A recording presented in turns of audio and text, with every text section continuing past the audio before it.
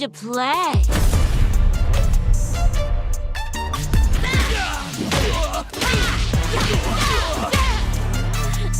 You gonna keep me waiting, babe?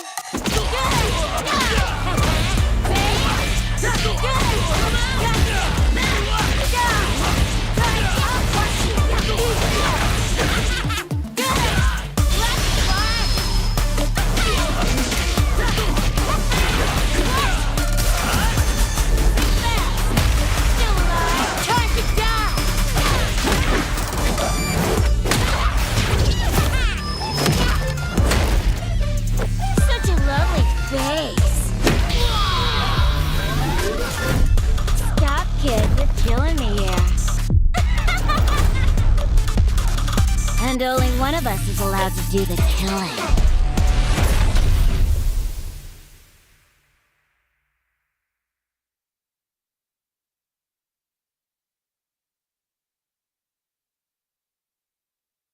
PlayStation. Hi, it's been a while. It's been about a month and a half. I've forgotten how to do this. I'm going to be real with you. It's been a little while, been busy. However, we're going to be talking some Street Fighter. Not that one just yet. We're still sticking around with Street Fighter 5. What's going on, everybody? We're here on a Tuesday night, not on Monday night. We're going to be talking some more Street Fighter. Enjoying the show. We got a lovely exhibition lined up for you. And this is the place to be for general banter regarding Street Fighter, as well as we're talking about things with our lovely guests. I'm going to be your host once again tonight, Jammerz. I'm trying to remember how this whole thing goes. But I'm not going to be alone. I actually need their help this time. They're going to join me over there in just a second. My lovely co-host. It's been too long. I think it's been 5-6 weeks. How long has it been? There they are. It's been too long, my friend. My friends, we are here. The circle is complete. The trifecta is complete. Is that what it is? Yes. Yes. But you know, Jammerz, since I'm so out of the loop all the time, I've just been sitting here waiting for you guys. When are you guys going to show up for 6 weeks? Are you telling me you just sitting there in your room just every night? They're going to show up one every Monday. night for 6 weeks. I'm like, one day's got to be the right day. I mean, I read the wrong day probably, but one of these days has to be the right day. Let's be ready every night until he comes back. Yesterday, I was about to call it, and I was like, one more day, and then you came. Veggey, let me ask you this. You didn't think about asking us where we are every Monday. I thought it was like unprofessional of me not to knowing, so I thought it was better just to stick around and just pretend like I was early, something like that. Right. Okay. He just waited. He waited for something that was never going to happen. Anyway, it's good to have you guys back because obviously it's been a while. Again, I have to make something abundantly clear for all the viewers at home. The last time we actually did the show was the week before EVO, or of the week at EVO. And after that, either I had work commitments or the Stream Team Visual Platform had work commitments, and things just clashed and we couldn't get anyone lined up, or we were just too exhausted or had other work commitments, so we couldn't get anything lined up. And we managed to squeeze something in this time round. We actually were going to do something last week, but I was seriously ill, and we can't do the show without me. Actually, you two could have done it, but we're too afraid. Yeah, we could have. You could have. Too afraid. We're too afraid of what? We could have. You know how this works. Too afraid of the stream chat. Straight up. Getting bullied. Straight up, they bully me. It just can't. Like, Rikkeman's partner would be there and be like, Veggey, you're not Jammerz, get off. Yeah. I don't think Rikkeman's why is this guy singing? Why is this guy singing? This like weird. Yeah. Oh, by the way, I'm Mr. Mustaflis right now. Wow. And I'm Olvaha. Let's go. Is that it? Guys, I lift a lot of weights. Veggey, you are me. I didn't even know that. And Yes. do you know what's crazy? I'll give you a little secret. Our stream team wanted us to go live on his accordance. Look what happened. This is what happens when we go live on his accordance and not mine. It's one of you know what an Easter egg is, Jammerz? This is an Easter egg. Is it? So if you type in a certain code that you turn into Olvaha and Olvaha turns to Mr. Mustaflis. Is that it? Yeah, and now you said the right words and suddenly I'm Veggey again. Pesto. The magic words. But yes, ladies and gentlemen, we're back on the airways with some more First to 10 exhibitions and interviews with Richard. Roll the fight card and let the people know what is happening tonight. Ladies and gentlemen, we're heading over to Costa Rica, and we have got this, which was actually set up by Veggey. So shout outs to Veggey, much appreciated for that. Central America East is where we're going to be. We're going to have Todakai using his VTubing avatar. We're going to ask him more about that very shortly. We've got them in the green room waiting, and he's going to be going up against, I hope I pronounced this right, we're going to ask him how to do this properly. It is Andy Enigma. That's a very interesting name for a Ken player. That's one of the more sophisticated names I've heard. But an Enigma is an Enigma indeed. But I have these guys waiting. I was going to say that. It's going to be interesting to talk to them. But I believe we're going to get Cody versus Ken tonight. The last time I saw Todakai play, because I have been out with some work and health issues, he was playing Urien in the CPT. Then he told me last night, he said, I'll play Cody. And I said, what happened? And I was like, okay, that's a weird one. But, I mean, Cody versus Ken. Veggey, what do you think? Cody versus Ken. I think this one, in my head, they seem to be able to fight each other. They both hit hard. They both have surprise moves, as we can call them. Ken's is from the air and Cody's is from the ground, which makes Cody's maybe a bit more neutral-oriented. Anyway, I would say they hit hard, surprising. They have good neutral, good walk speed. I'm excited to see what they will bring to the table, since it's definitely not the main of Todakai, since he has been maining Seth for a while. He's been dabbling in other characters in other seasons, I remember. But Urien has been like his force. Yeah. So I'm definitely excited to see what he will bring out with his other S-tier character in Cody. Well, we'll see indeed. And Olvaha, what about you? You looking forward to this one? Or do you think maybe Andy can force the Cody change back to Urien today? Oh, I would love to see, like, I usually feel like more characters, the more fun, but it really depends. I would say that Cody does pretty well against Shotos. That's what that's what I think anyway. But I love Urien. I love watching Urien anyway. I don't like fighting against Urien. I like watching. Do you know what's crazy? You said that like it should have been on a t-shirt. I love Urien. I love watching Urien. I don't like fighting Urien. Just put that on a t-shirt, print it out. Print it out. Just get on a t-shirt and definitely put that out there. But you know what? For sure. It's going to be interesting. But hey, listen, because it's been a little while, we might have some new viewers. And I know we got a lot of regulars here as well. Richard, show them the run of show. We were a little bit late today because, again, a lot of things had to be sorted out last minute. But this is how we normally do things. For the first 15 minutes of the show, we are doing a Street Fighter general talk. Not just Street Fighter 5. There's been a lot of news regarding SF6 since we were last here. Trust me on that one. So we're going to talk about that for a little bit. And then after that, we got our guests. We have got Andy and we got Grand Todakai in the green room, the Discord chat, waiting. We're going to be talking to them all things Street Fighter, just getting to know them a little bit better as players as well. And then after that, in about maybe 35 minutes, maybe 40 minutes, it's going to be around those times or in between those two times, we're going to get the first to 10 sorted. So if you don't want to hear the preamble, if you don't want us loving each other and catching up because it's been a little while, then you can disappear like a magic curtain from Harry Potter, and then you can come back at the designated time and come watch the GGs, because I know what people are like on Capcom Fight. It's like, hang on, where is Luke? Luke's boring. I want to see Sim. You're going to see some characters in about half an Luke's hour. Not. But let's put this straight though, Jammerz. Luke is actually a great design character, and he's not boring. He's a neutral-oriented footsie monster. Okay. And he's a joy to watch. Let's set the record straight right now. And also, he will never lose to anyone. Not let us. You set the record straight. Okay, I set the record straight. Thank you. And then you speak about how Poison is the epitome of neutral. And then Olvaha can agree with me or you. I like epitome, but it's epitome, dear. I'll agree with one of you depending on the day. I'm still waiting for you to print your T-shirt. That's what I'm waiting for. I'll bring it next week. How about that? Listen, I'll hold you to that. I'll definitely hold you to that. But yes, as we were saying as well, a lot of stuff has happened while we were away.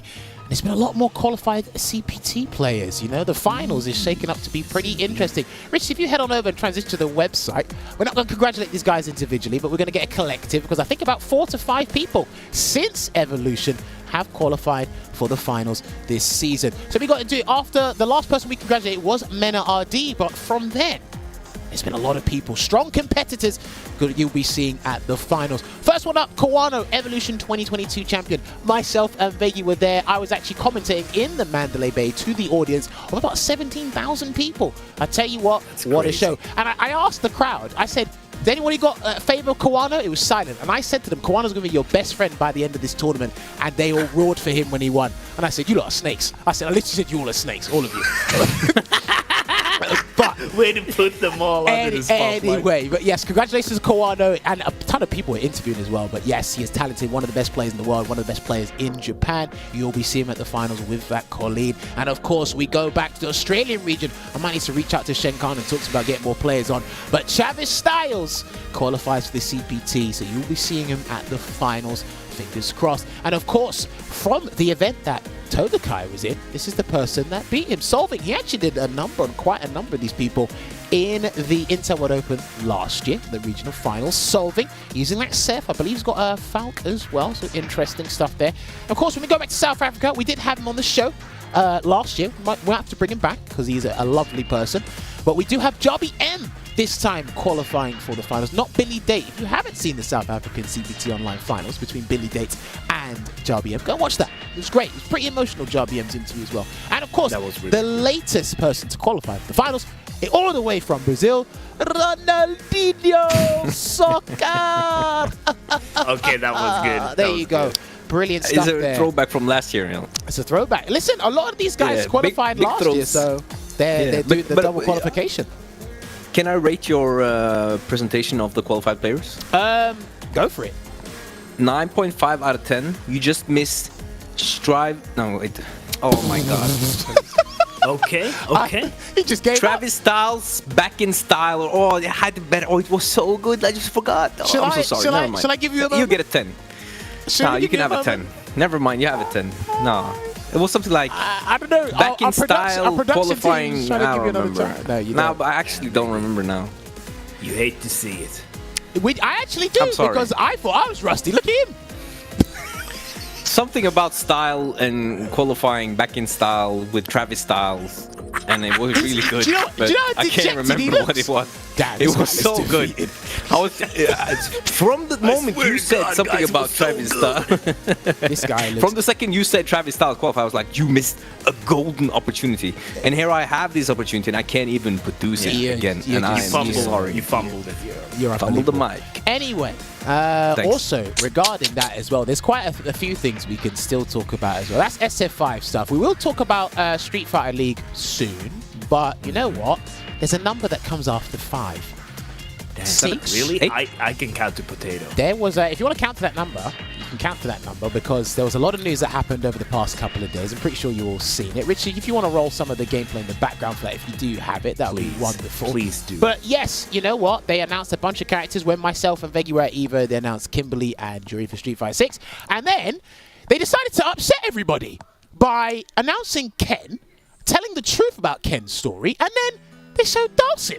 And it was like, great. This is fantastic, right? Because I just want to say, like, when Dalsim started doing the levitating in the air, that was it. everyone were pressed. They were pressed. There was like, there is no way.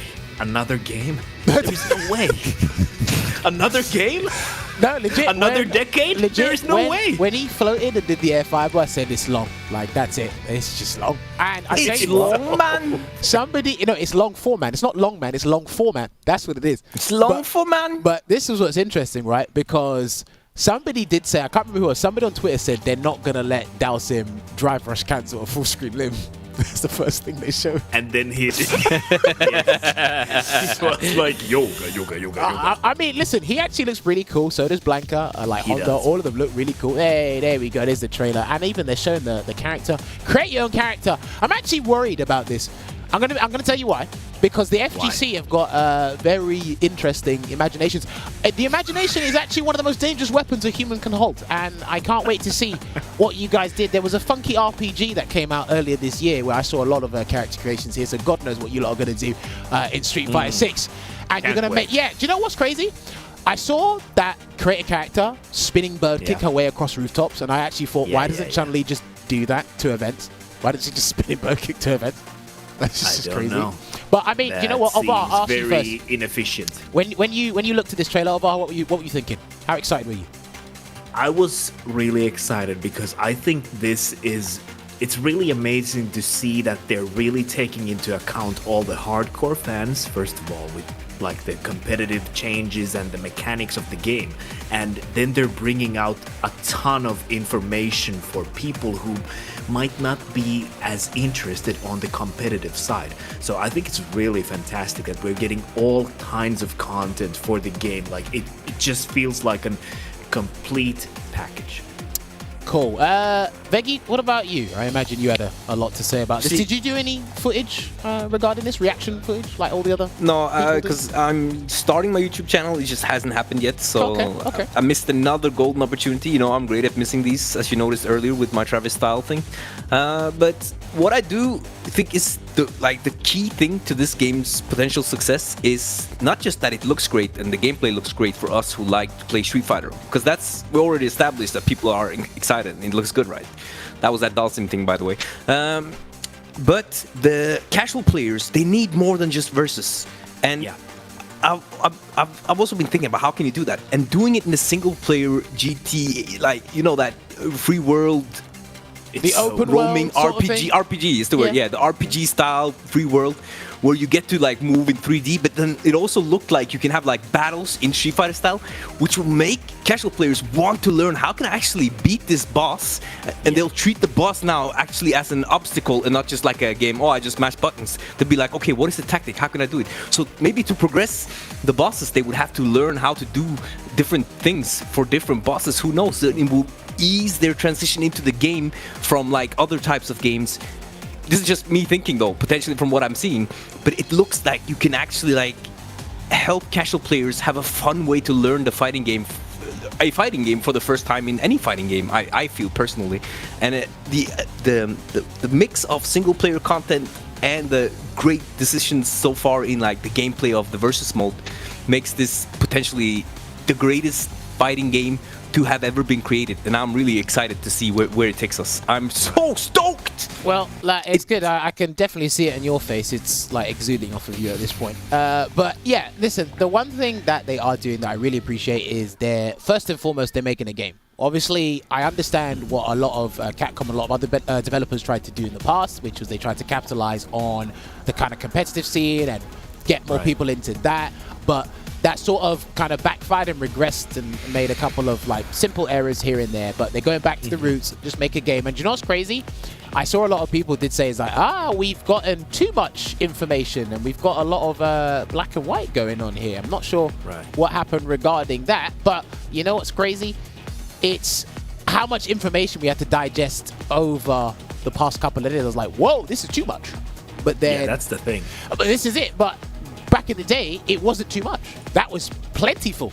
And it's just a fountain. It's just a fountain of like, you know, it just keeps pouring out. It says, hey, we got this, we got that, we got the third going on. Like 4 characters announced. They announced the entire roster, which when we can get that when we can show you guys that shortly, we'll do that. But now it's definitely high hopes. Fingers crossed. Again, because we'll talk about other news regarding SF6 later on in the show. But fingers crossed we don't have to wait that long in 2023.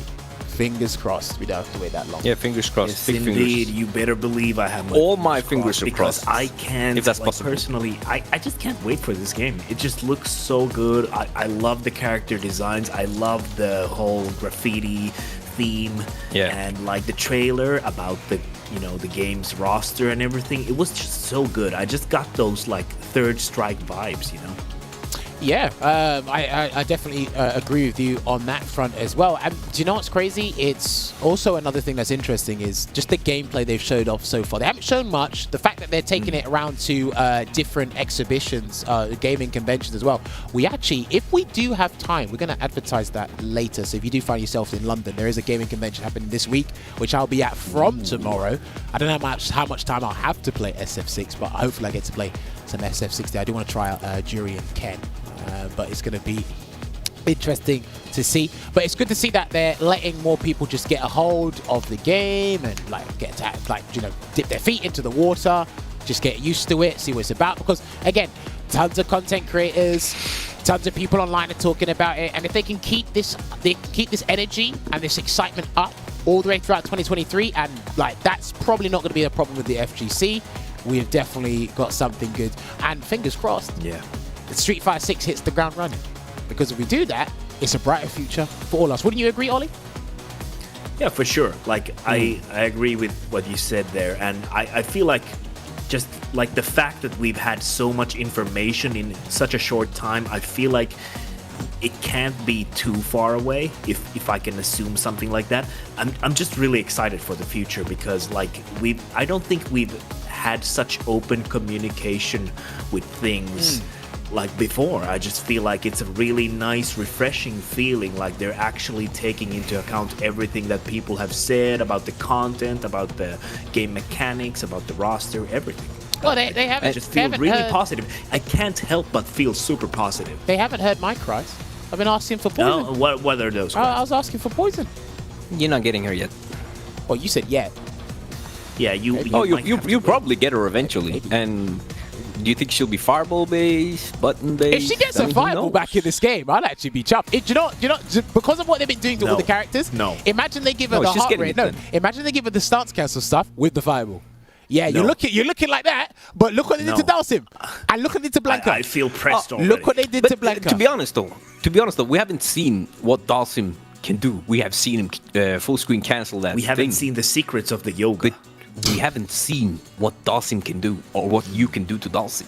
Who knows? Maybe now if you whiff punish Dalsim into like one of those drive rush, maybe you can do that from full screen almost, and which you're kind of after. Mystery of the yoga. So maybe there's a lot more risk now to whiffing against all characters, not just some characters.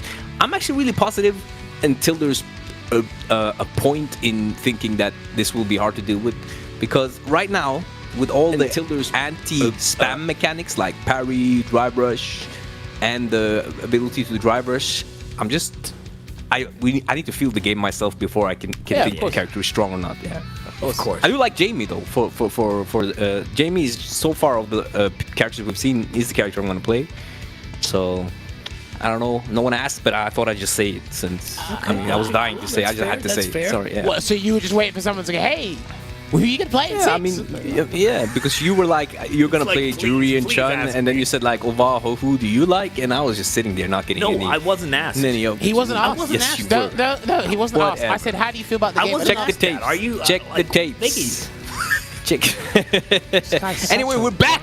Let's go. This guy's such a whiner sometimes. I'm telling you, he's like, oh, no one asked me. Oh my goodness. Sound like me sometimes. I tell you what. But anyway, we have been rambling on enough. Great. I believe we do have our guests in the waiting room. Are we able to bring them in, production team?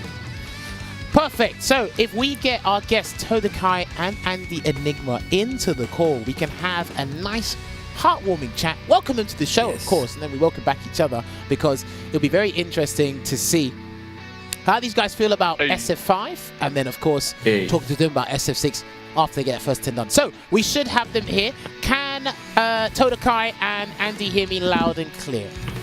Yep. Loud and clear. Hey, loud and clear. Perfect. Damn, it's been so long since I do this. I've got to get back into the stride of things. First of all, Todakai, Andy, thank you very much for coming on the show, giving us the time to let us talk to you. And of course, we're going to watch your gameplay very shortly. So this is the first part, the first interview that we're going to do before you guys basically go in that first to 10.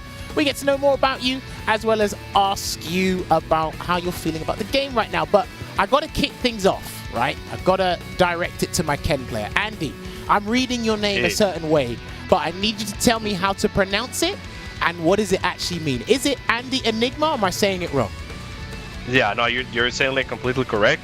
And, well, about the meaning of it, as probably a lot of people know, well, as far as I know, a lot of people in the FGC are like pretty big wrestling fans, and I'm a pretty big fan of Jeff Hardy, the charismatic Enigma. So I always wanted to fuse like those little things, like my name, because it's very simple. And you know, and if I just put like Andy CR, it could get confused with Andy OCR, that is another player that I know. So it's kind of like, should I just like combine one of my favorite like wrestling characters with my name and just put the CR, because we always want to represent our country, right? So it was like, yeah, I'm just gonna put Andy Enigma and then just gonna add the CR. And since then, I haven't been changing that at all. Yeah, I like it's that. actually smart. Oh, Big this is brain it, man. activity. I like the backstory. Yeah, listen, this is why I like asking the players, just in case that people don't know, and they might surprise us with the origins of their name, because I was definitely, how did I read, when I first saw your name, I thought it said Andyenigma. That's what I thought. And I was like, no, that can't be right. And I looked at it properly and I said, no, it's Andy Enigma. I was like, why didn't I see that the first time round? But we always like to make sure and clear things up, so much appreciate about that. I'm going to ask you another question, Andy. Why Ken? Was Ken your first character? Is this the character you stuck with in the latest version of Street Fighter 5? Okay, I already have spoke about this on the CPT. Okay. But Ken is a really personal story in the fact that when I used to be a child, we used to be 3 brothers, right? I'm the small one, right? The youngest. The youngest one, yeah. So we used to like share characters. Like my older brother used to play Akuma, my middle brother used to play Ken, and they forced me to play Ryu. But Ryu was all vanilla character, you know, like boring character, like the path of fighting people over the world. I didn't like that much. So when I grew up a little bit, well, sadly my brother passed away, the one that used to play Ken. Sorry to hear that. No worries. Sorry. I talked to him when I was a little bit older. I was like, bro, I want to play Ken because Ken is my favorite character. Why should we play Ryu? Ryu's boring. So I remember that we used to play like versus series. So that was the only way that I could play Ken without having a fight with him, to be honest, because it was like I gotta just play the shadows and that's it. So Ken's been my favorite character. It has so much meaning for me. So watching him back again, it's like, yeah, finally again, my character is back again. And besides, regards of Street Fighter 5, I've been playing him since Season 1. Wow. When he was like very strong. And both besides the problems with the game, but then the other seasons were amazing. Well, where he was like overshadowed by other characters, to be honest. But the last, like, I would say like 2 to 3 patches, Jesus, this character got very good. Like, some people call it like top 5. I don't like to put it there. I believe that he's like pretty strong, like top 10 in the game. I think that the top 5 characters in the game can either fight him evenish or he lost to those characters. So Ken is a very, very strong pick, and I love him. I just enjoy playing him. Interesting. So on that topic of top 5, why hasn't Luke tempted you? I think that, well, because Luke is because B3 1, Biscuit 1, Luke is very boring to play, to be honest. Like, I don't find it fun at all. Okay. But when you pick B-Trigger 2, for me, it's very fun to play. At least with B-Trigger 2, Biscuit 1, I really enjoy how the character is played because it's very explosive. Like, if he does a lot of damage by doing whiff punishes, with B-Trigger 2 is like amazing. He does a lot of damage. But to be honest, I think that they have their similarities, but I just rather play Ken in this case. I think it's just a preference, right? Okay. Now, listen, at the end of the day, it should be all about personal preference that makes people want to play and stick around with fighting games, right? Sometimes top tier doesn't work for everybody, you know? I'm just curious because a lot of people do leave their favorite characters for more firepower to get better in the competitive environment, but I like the fact that you stated your reasons for sticking around with Ken. Now, I got to transition over to Todakai. Todakai, you have been, advertising your VTuber model recently. I've got to ask you, when did you make the decision to kind of go down the VTubing route? Because a lot of people don't really know that. Well, if you do, then I'm a bit worried about you because there are some weird VTubers out there. However, I need to find out why Todakai wanted to go down that route. Last year I was like a little bit more inactive in the FGC. It's because I was in more other gaming communities, more like content creation wise. I started meeting other people in shooters, casual gaming, and other kind of stuff. And I come to what people be like anime VTuber, and I was like, yo, that's kind of cool. Like, I would like to create myself a character, and I started investigating. There's like really amazing VTubers out there, like Centreia, Golden Tatsu, Evil Toaster, a lot of great VTubers. I learned a lot. I met a lot of people, and it's like, I like this community. Basically, it's like also a public, and it's a community I just enjoy making content for myself. Okay, that's interesting. Now, do you feel more people in the FGC should like take up this VTubing sort of content creation thing, or do you think it just depends on the person? It depends on the person, but we can definitely say that there's some VTubers out there. In the FGC, the biggest VTuber, in my opinion, personally, would be Romola, Yes. Deb, Guilty Gear. She's an amazing content creator, also a VTuber, and a really, really strong player. Nice. Okay, that's true. Yeah, it's very true. Now, one more question from me before I hand it over to one of the other two. The last time I saw you, which was actually not that long ago, Todakai, you were playing Urien. Why on earth did you leave Urien for Cody? Because I usually see Urien to Luke, or they just grind it out with Urien. But you've gone to Cody. That seems like a weird choice to me. Well, first of all, I can play top tier, but I cannot go all the way to like the first pick if I myself do not like vibe with the character. So I don't vibe with Luke, I don't vibe with Poison, I don't vibe with Sim. Cody was more like, okay, I kind of like to play this character, so I might as well learn it.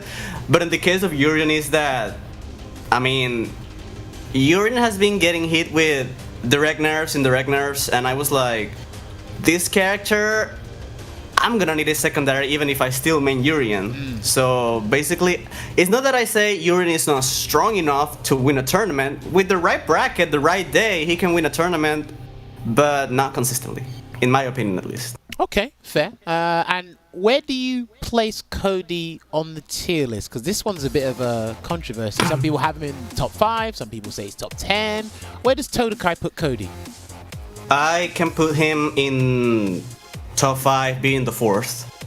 Just right after Luke, Poison, and Dalsim, honestly. Wow. I feel that Cody is strong enough to win a tournament, actually. Okay. Yeah, I mean, that's interesting. That's very interesting.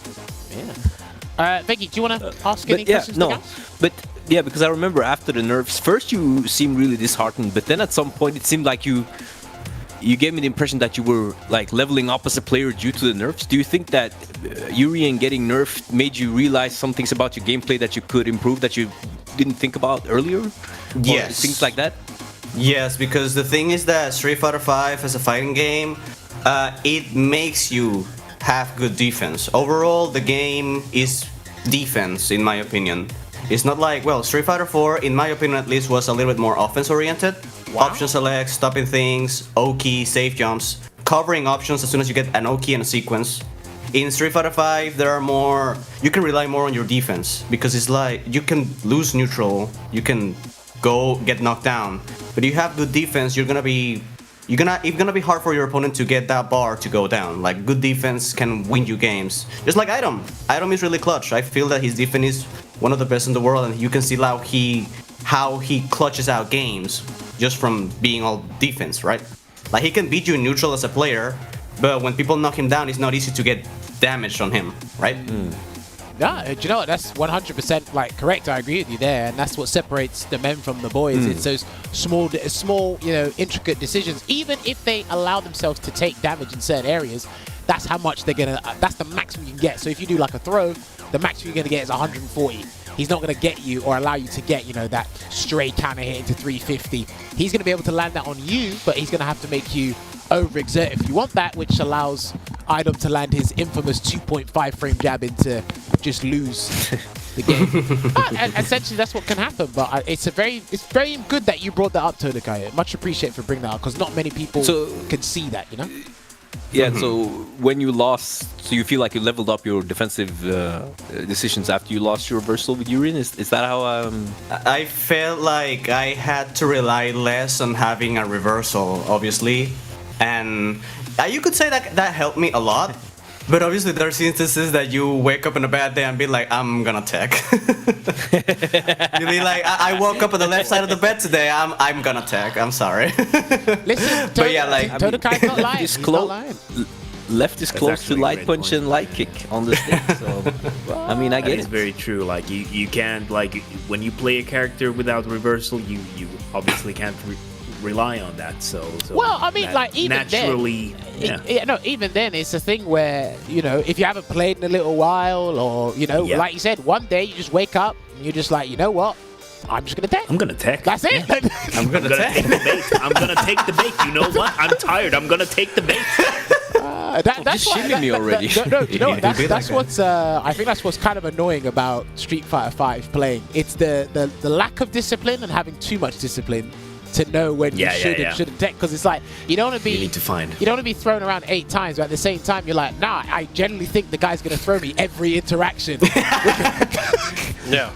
I'm tired of being thrown. Oh, by the way, go on, Veggey. Yeah, I just want to finish that whole kind of like line or that journey we went on defense right now with, I think a lot of players should who are used to swapping to top tier and the next top tier should at least at some point experience playing a weaker character to strengthen their own game plan. I'm not just saying that in a cliche way that everyone says it, but it actually does make you realize a lot of things you don't, about things you don't think about before. Suddenly you think about them now, and if you had thought about that before, that might have made you even sicker competitor, right? So it's a good journey to have at some point. Just don't get stuck in it like some people do. Yeah. Right. Yeah, big true. What did you want to ask? Yeah, I had a question for both of you. We can start with Enigma. How do you think the matchup goes with Ken versus Cody? Do you feel like one character has like a distinct advantage, or? Yes, there's actually is, to be honest. Okay, specifically, since Cody got the sway, you know. Yeah.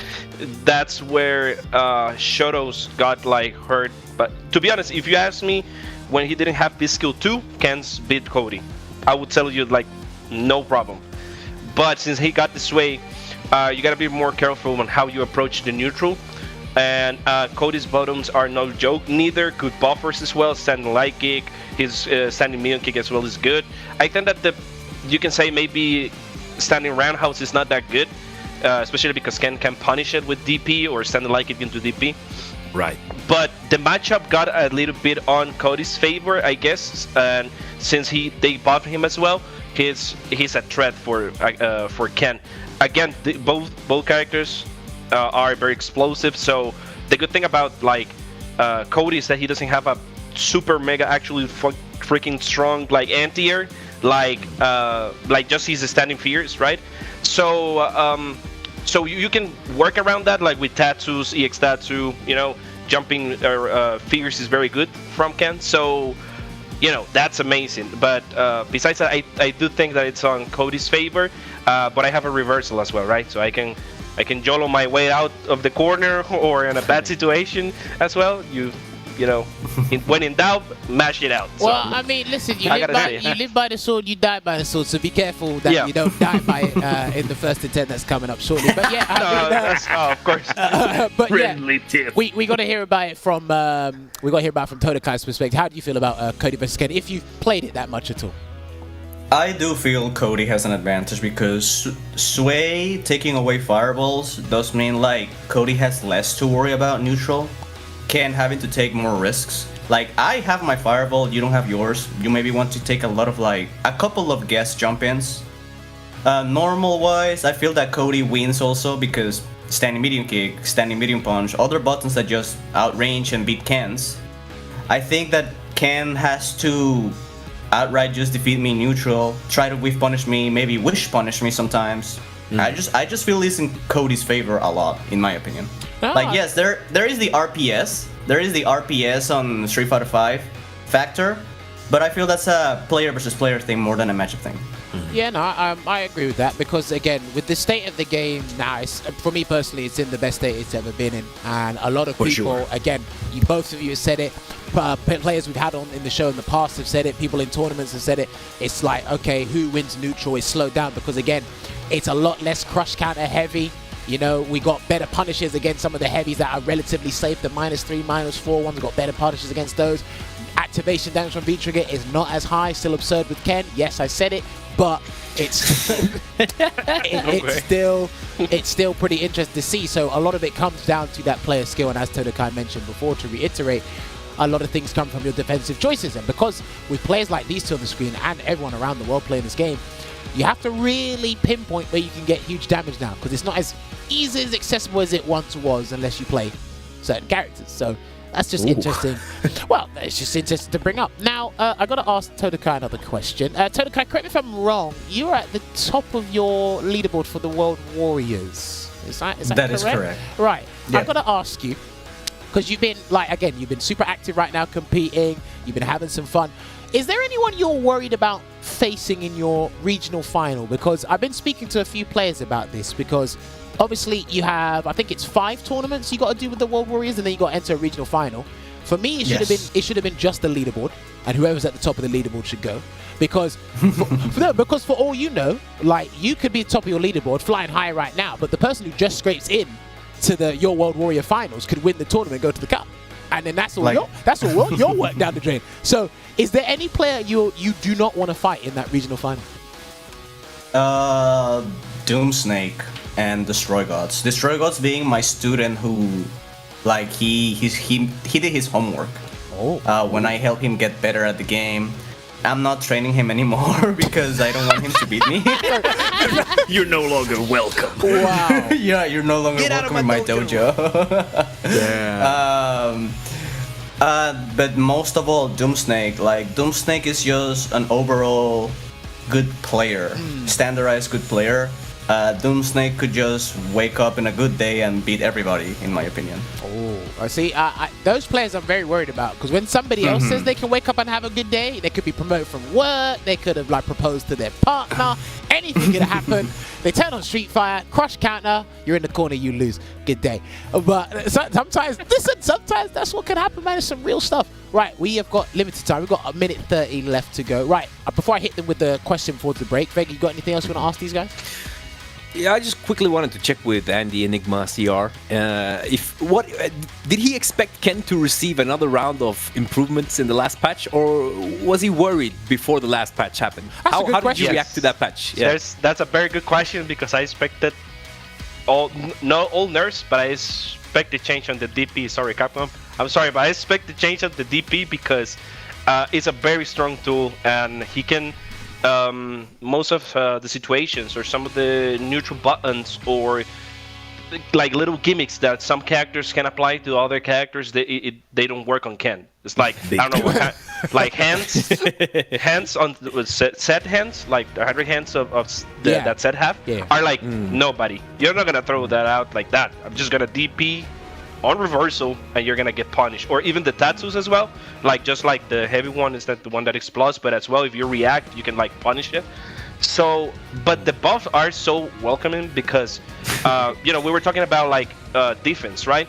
And all these changes that they did to the run cancel after the fireball when you have B311, it forced those kind of like situations with the opponent, right? Like, oh, it's +4 after the EX fireball. Okay, he can jump. He have thrown me a lot. He's gonna go for a delay normal, or all this. He's gonna start thinking about those checkmate situations. That's what I like to call them. They are checkmate situations because they could force panic, because all of a sudden you just have Ken in front of you after EX fireball. They're like, oh geez. Now do I have to take the throw, or I cannot take the throw, or is this gonna like frame trap me? So I guess that buff, it was very good, to be honest. And the fact that he can cancel and get more damage, like you can get like EX fireball into DPs in mid screen, or you can actually get like double DPs in the corner. You can get double DPs from regular fireball if you cancel it. And sometimes, because as I always think about B311, I always think about that this is like a late game B trigger, right? It's not like B-Trigger 2 that you can here and there be reversal, more like with a little bit of piece of in your mind, because you are, okay, I still have time, the life lead, or I guess like the timer. So B-Trigger is have all late game B-Trigger. I'm gonna come back, right? I need to come back. I need to get back into the game. So, but at the same time, as I was saying before, like the thing about that I like about that change is like it forced those checkmate situations where, okay, it's your time to guess. I already spent my resources, but I'm gonna force you to guess hard, because if you guess wrong, it's Ken, and I'm gonna make you pay for it. Oh, I mean, so I really like. He makes you guess and like pay for it left, right, and center anyway. Left, right, yeah. So that's how. But that situation is kind of like people. I don't know if I had I haven't seen any other cans using it that much because I know that you spend half of your B trigger, right? You just have with the run cancel, two uses. Yeah, with the run cancel, you just have 2 uses. But since I implement that into my gameplay, I think that a lot of people get even more scared because they're like, okay, now I have it in front of my face again. Like all the work that I did to keep him out of bay, now he's in front of me again. And you know, there's some ways to set it up. Yeah, you have some ways to set up like plus frames and everything, a little like a space wrap, so you can be plus after you run, right? So those are kind of the things I expect nerfs. Thank God that they didn't do it. To be honest, they keep the DP. Yeah, no. Look, after this patch, that was it. No takebacks. That's it. Like whatever's in the game, it stays in the game. That's it. I was just thinking about that one. Like they're gonna nerf the DP, I guess. I was like, they're gonna nerf it because I would say that it's super strong, but it's very strong against centaur characters, and it's a lot of range, right? And you get Oki, and you know that's pretty much it. Oh, it's fun for you indeed. Right, we have got about just enough time for one last question before we hit this break. I love asking this question because there is an obvious answer, but people have surprised me in the past. It's for the both of you. We'll get Todakai's opinion on this first. Todakai, who's the best character in Street Fighter V right now? Luke. I like it. No, that was the obvious answer. I like it because Andy Enigma might surprise me. Andy, who's the best character in Street Fighter V right now? I want to say Poison, but it's Luke. Well, there you go. I told you he was gonna surprise me. I want to say Poison, but it's Luke. Yeah, it's Luke. Fair. I dodged the bullet once again. You guys know that Dalsim is in the game, right? Yoga. No, that's it. They think it's Luke. And what we are going to do is we're going to look towards a break because we need to take 5 minutes. And when we come back, we're going to have Todakai and Andy Enigma in the lobby for this first 10. Grab a drink, grab some snacks. We will see you momentarily.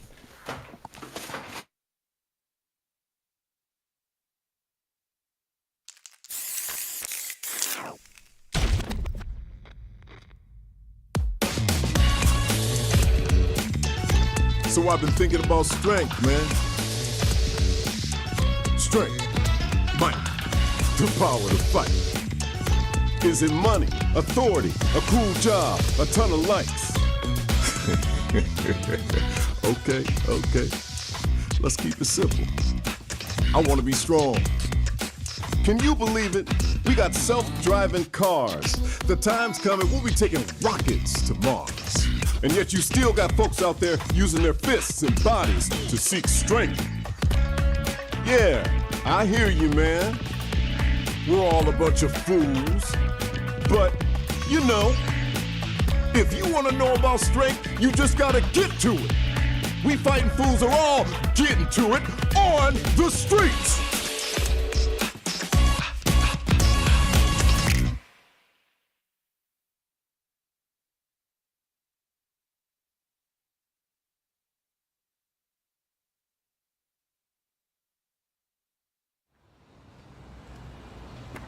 Keep coming!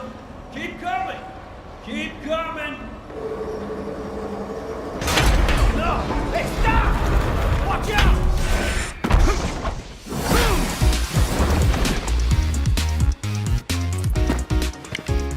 Safety first, bud.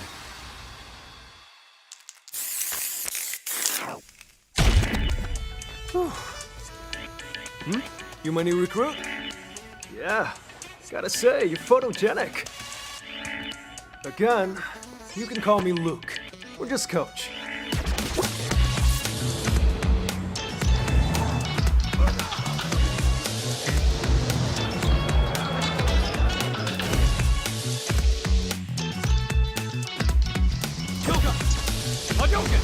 Spinning bird kick. In game, fight! Rising uppercut. Spinning bird kick. Gotcha! Headbutt. Super Shoryuken. Watch this. Sonic Boom. Level up! Now then.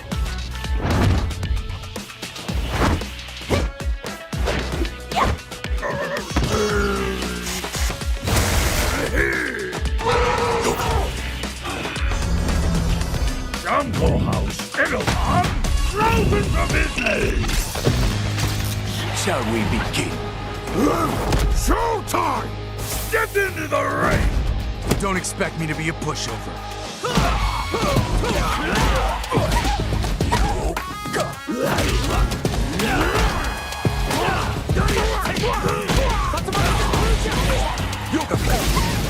I'm so strong!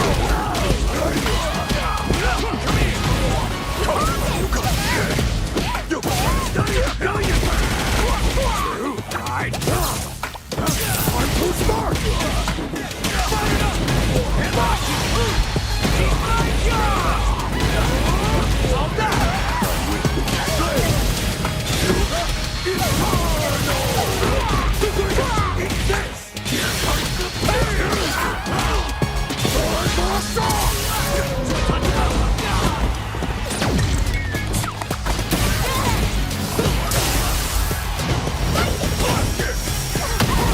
Give me a foot!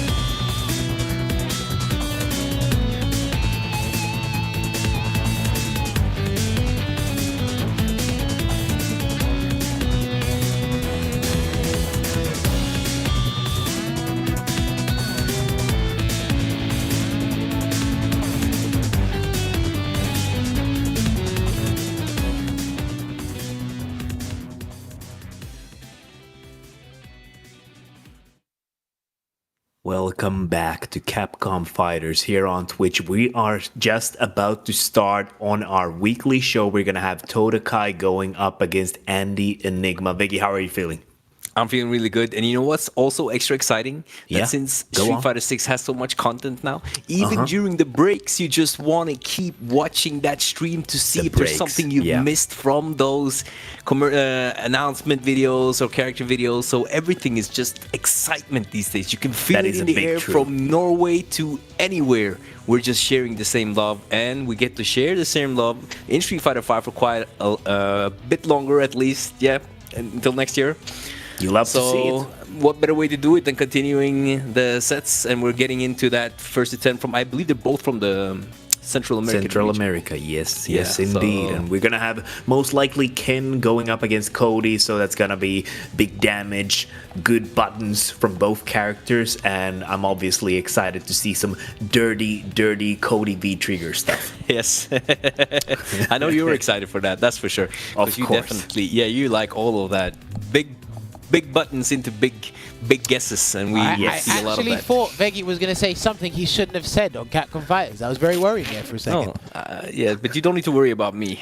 Well, I don't know. Sometimes I do. Sometimes I do. You know what? I'm really flattered that you do worry sometimes about me. I'm glad we're back. Yeah. Thank you. Yeah, I'm glad somebody's glad we're back. Anyway, first to 10. Cody versus Ken. Thank you very much for joining us. Yeah, it's the first to 5. Oh, by the way, peep the new costumes from the Street Fighter League Japan. Do you know what? I would like them to actually do costumes for all the SFL teams. That'd be sick. They've done it for all 8 teams in the SFL Japan. I can't wait to see US and EU. So. I mean, let's wait for that and hope so. Oh, okay. We're starting off with the Wii Trigger here. Yeah, to the other side of the screen here we go. Oh, nice. He might lose from a back throw or even a... Yeah, there you go.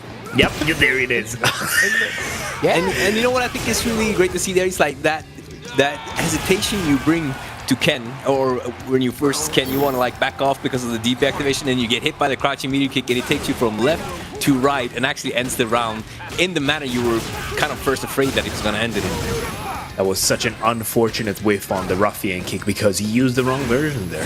Oh, but the Zonk is going to save the day. Look at the damage from this Zonk. Yeah, just throwing out the Zonk. I was looking at it the other day, right? So if it's a non-counter hit level 2, it's just under 300. If it's a counter hit, it's over 300. So he's getting 300 damage if he lands that. That's almost like a super. Basically. Well, under the right conditions. Oh, what whip punch. Oh, beautiful. The raw EX. Damn, and he has to bait this time. And he just didn't believe that he would try to bait again. DP time, but Todakai. Well, I mean, he was breaking down his defensive choices and saying, like, I have a show you can view to think about. And he's 50-50 on it right now. Yeah, we talked about like the matchup and who has the advantage. We've already seen Todakai use the V skill 2 very efficiently here against the fireballs. Like you can just clearly see how much of a threat that V skill is. Alright, there we go. Gonna activate the sidearm there. Doesn't get the target combo. He probably could have done a DP there, Andy, to catch the whiff recovery on that knife. But he's going to try and do some sagging pressure. Gets hit the target combo into EX Ruffian, and he didn't get the cancel into Rapid Slash, unfortunately. Another whiff! Ken should be able to get that, surely. Ooh, another target combo, though. We're back in the corner. It's time to guess. Okay, that was one throw. I mean, he can survive one more, but not with the great damage. Keeps knocking up. Oh my god. The activation. Oh, he just backdashes out of there. And that's what he was talking about. Again. Yeah. Wow. Yo, he got 3 lights into the Ruffian kick. That is such a powerful late game confirm tool. So honestly, 3 lights. No, so he had to, if he did 2 into Ruffian kick, he probably wouldn't have died. And there's certain characters can do 3 lights in a string under, or just universally. Certain other characters, you have to actually be super close to them. I think Cody's part of the former. I think he can do 3 lights without having to worry too much about the spacing. So that was good stuff there from Todakai. He is privileged. Nice as you should the V-skill sways under the fireball. Oh, had the bait on the reffing kick, but there was no time to get a punish on that. I think it was even I can't believe he couldn't get the punish there. Like, Alright, hold on. There we go. Oh, with the hard kick again. He's not catching that. I'm pretty sure Cody could just do stab medium punch cancel into that every time. Yeah, that's true, but like it's only the second game, so there's plenty of time to start with punishing those roundhouses if they ever show up again. I don't know, maybe I've been hanging around Veggey and Phenom too long with punishing things. Yeah, that's true. We've been like eating good. Too kind, too kind. Back on again. Yeah, there's too many knives whiffing for me. Whiffs. Yeah, there's too many knives whiffing for me. Ooh, and the anti-air. That is such a crazy change on the latest patch. They added the juggle property on the crouch fierce. That is such a strong tool. Yeah, so because before, like when he anti-aired with a weapon, the angle was so awkward. It's like you didn't get anything for it, and the fact that they made it float was just really annoying. He gets a lot of damage from it. He gets a full anti-air combo in the right situation, the right spacing now. So. Yeah, it's certainly absurd. All right, there we go. Try to anticipate a fireball again. Gets the hard kick, and he's got locked down. Nice dash up throw. Ooh, nice, finds the medium kick, but he was already committed into the fireball, not looking to confirm it. It'd be like that sometimes, but he finds the standing heavy kick activation, and this is when he starts rolling. He has 2 bars to continue pressure. He gets, Todakai just gets out. Oh, he just done it. And he gets that You know what? And I'll tell you what, right? I've seen Soundboy do the exact same thing. Yeah. Sometimes it's by accident. Other times they're like, you know what? I'm watching you walk backwards. I will commit to this. Like some Cody players will actually commit to the low ruffian kick, and you'll think it's an accident, but it's not an accident. Yeah, and you know what's interesting about it is that a lot of characters' moves that were lows in earlier iterations of Street Fighter are not lows anymore. So you're so used to just blocking, just walking back against characters. Yeah, you're right. And when you do it against Cody, it's one of those characters that suddenly, he canceled by mistake. But you're so used to being safe walking back, you're just walking back anyway, and you just get it's like, hit by that. Damn, I'm godlike.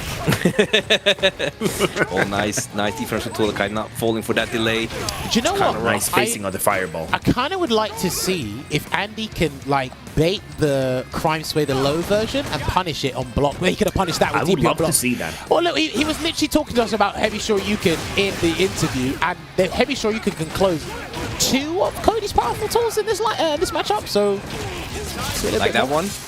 Yeah. So even though Cody has a distinct advantage to some extent, I feel like Ken really does well. Like Andy said also, like Ken does good against the top tier. Oh, he tried to catch him or stop him from walking backwards. He can't kill him. Yeah, he's too far, way too far to get a proper conversion there. But he's going to have to Shoryuken out in a minute if he's not careful. Oh, he waited. Oh, what an interruption. That was so ballsy from Andy. Not really. It was a low. It was a delayed low, so it wasn't as ballsy as a Shoryuken probably, but... It felt ballsy to me. I really like it was real to me. It's a thought that counts, baby. I really like for Cody, on Cody's perspective, the fact that you can actually kind of like miss the reaction on the fireball, but you're so far, you're not going to do anything about it. So the guy's using that to his advantage by sometimes being preemptive when it's close, because he knows it takes a lot for Andy to go in to get that punish. All right, here we go. Going to get the combo into Shoryuken. A couple of throws will have done the trick, but like Todakai was thinking like me for a second there. Good block. Nice bait. No. Yeah, you're gonna get punished. Yeah, okay. Could he have gone into like a combo there that could have killed without the super? Not from the heavy. He would have had to do. I don't think he was charging Zonk. He would have to do Stampede punch counter the Ruffian and try and get a combo from there. It probably would have left Ken with a speck of health, but he just said, you know what, forget it. I'll just spend the CM. I always respect, just going out of their way to finish the round because, like you said, there's a lot to take into account in that kind of a situation. So he obviously respected the chance that Andy might be alive. There you go. Yeah, I mean... Ooh!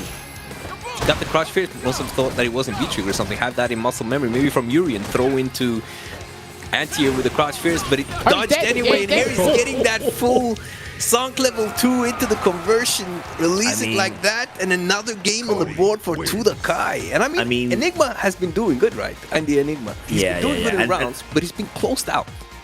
Sometimes you wake up on the wrong side of the bed, and sometimes you just trying to cross the road and you get hit by the EX Zonk on the way while you're crossing the road. I actually thought that sentence was going somewhere else. I'm like, I don't know what happens in Finland over there, but... EX Zonk happens in Finland as well, don't No worry. one knows what happens in Finland. That was getting a bit scary then. Only the Finns know. Right, anyway, now this is great to see because the longest I've seen Todakai play is in like grand finals, maximum 6-7 games. So it's good to see him like pan this out. And remember, he's at the top of the leaderboard on Central America East, I believe, for the World Warriors. So super consistent player. He's got that exceptional talent. I've only seen Andy in the CPT, so I'm actually learning more about his gameplay after speaking to him for here as well. So it's pretty cool. Oh, nice. He did that little walk Okay, back. respecting space there. Oh, got hit. Oh well, he got hit. Oh my god. That was the level 2 as well.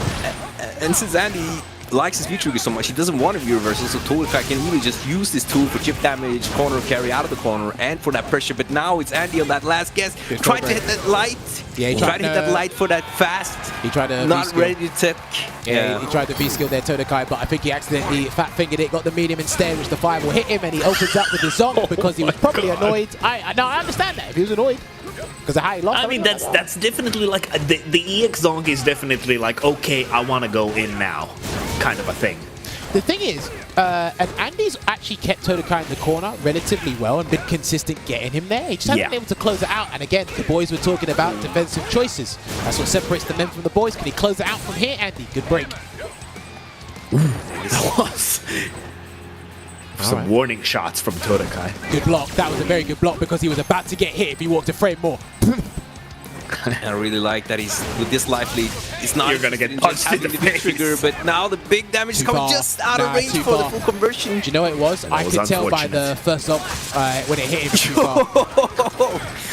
Misinput or intentional delay, I don't know, but it looked sick anyway. Todakai is fighting back just like that, and he has to be trigger Andy again. That's another usage of that. Oh, he gets the back throw, and that's gonna be big. One more hit now. Keeps Todakai at bay, but he has that one EX to get close. That range there, that right? was so what? scary. No way, he's dead. Right, this is what I was saying a couple of games ago, right? That range there where he threw the fireball and he's still doing the V skill and he's committing to the low, you can catch him for doing that, even if it's just a sweep. Yep. That's definitely something I want to see being exploded by Andy down the line. Walk up through again. I'll do it a third time, actually. I would have done it a third time. It would have worked. Oh, the delayed target combo into the plus frames from the EX Hadouken. Such a strong tool in the corner as well, like the EX Hadouken, leaving you on plus. I'm a bit worried about these two letting too many whiffed roundhouses go. Both of these guys are good at whiff punishing heavies like that. Good backdash. Oh, and here comes that activation. No V-reversal. Nice patience, just takes the throw, but this is where it's changed every time, and he does it again. It's definitely intentional, trying to catch a delay something. No, it's plus. It's plus and block. I Yeah, love exactly. the side So switch it is from Andy. Sway again. Oh, nice. Even with so much delay, still gets punished. That's so good. That's such a good tool. And finds the neutral jump shimmy, but that was kind of sometimes risky now in that knife crouch fierce anti-air there could have dealt a lot of damage. Huge commitment, but it works out for Andy. And we did talk about, like, sometimes when you're just playing, sometimes you just want to tech. You want to wake up and tech. Yeah. That happens to everyone. Well, yeah, of course, it definitely happens to everyone. Unless your It name's happens Phenom. to me as well. Nah, unless your name's Phenom. Phenom just presses jab all the time. He definitely Or presses jab. EXDP. Oh, yeah.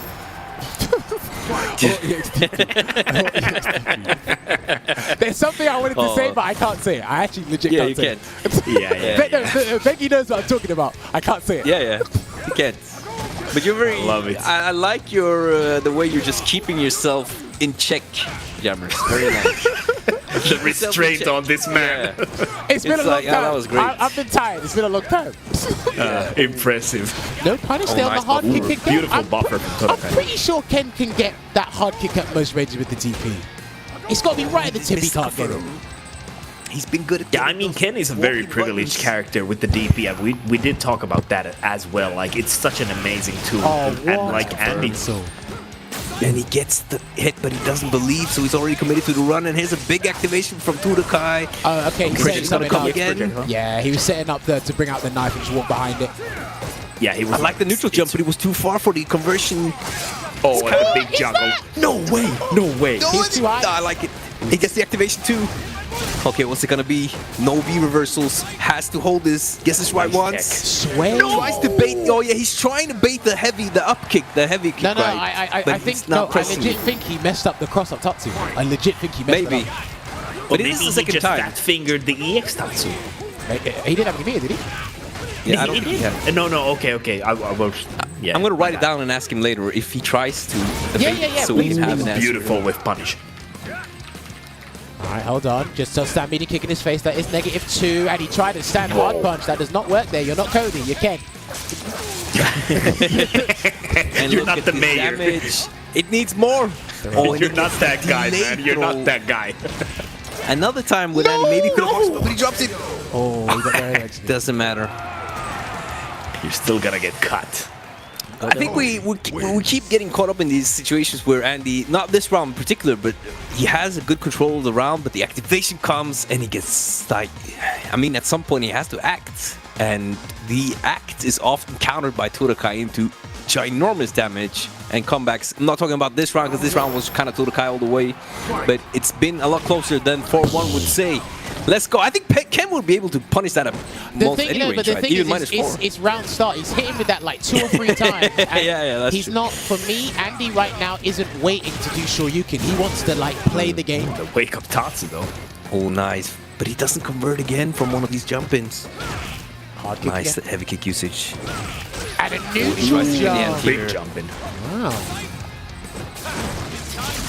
Hold it. Yeah, just hold it. That's fine. Back to neutral. And again, he He because- messed up. I think that was overhead. Was a mess up. yeah, no, he didn't want to do the overhead there, Todakai, but he gets a conversion into ruffian kick anyway. Pulls out another knife.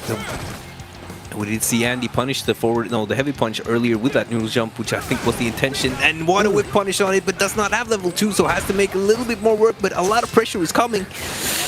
He's out. Nice. No, he had the punish. Unfortunately. Gets the activation. He didn't believe. He gets this right. He's tech like 2 or 3 times last round. Todakai thought for sure it was gonna be a shimmy or a delay, and this Andy's just persistent. Here's the thing for me, right? So obviously Andy has it. Yeah, see, Andy's not with punishing like the heavy, so he's neutral jumping as Veggey observed before. He's neutral jumping instead because that can get you more damage and it's more preemptive. And Todakai probably isn't comfortable doing a heavy ruffian at that angle. It might whip in front of his face actually. At least not yet. Nice confirm from Todakai into the corner. But Andy gets out just like that, finds the crush, left, right, it's gonna be left, and activation is coming. I don't necessarily agree with that, but we'll take it. I personally don't agree with that, but Feel, don't think. That was so nice. Backdash into the crouch light kick, the full conversion. Okay, that's a nice escape. That was a nice escape. Yeah, it is actually a nice escape like that, but he finds the hit again to the guy. That's gotta be dead. Yeah. Okay. Yeah, with that new crouch fierce juggle. But even then, like, go back a couple of seconds. When he got that crush counter, I would have kept Cody in the corner. I wouldn't have gone for that 50-50. I know he got it right. I would have kept him in the corner. Yeah, I know where you're coming from with that. Wow, he is stubborn. Oh, he's so persistent. You are not gonna continue to anti-air me. I got the mix-ups. Nice. DP on the far neutral jump. Okay, that was one. Oh, the run cancel on Good block. check on run. Activation is coming. But he's not He's trying to fish for the big counter. So good. No. And the super.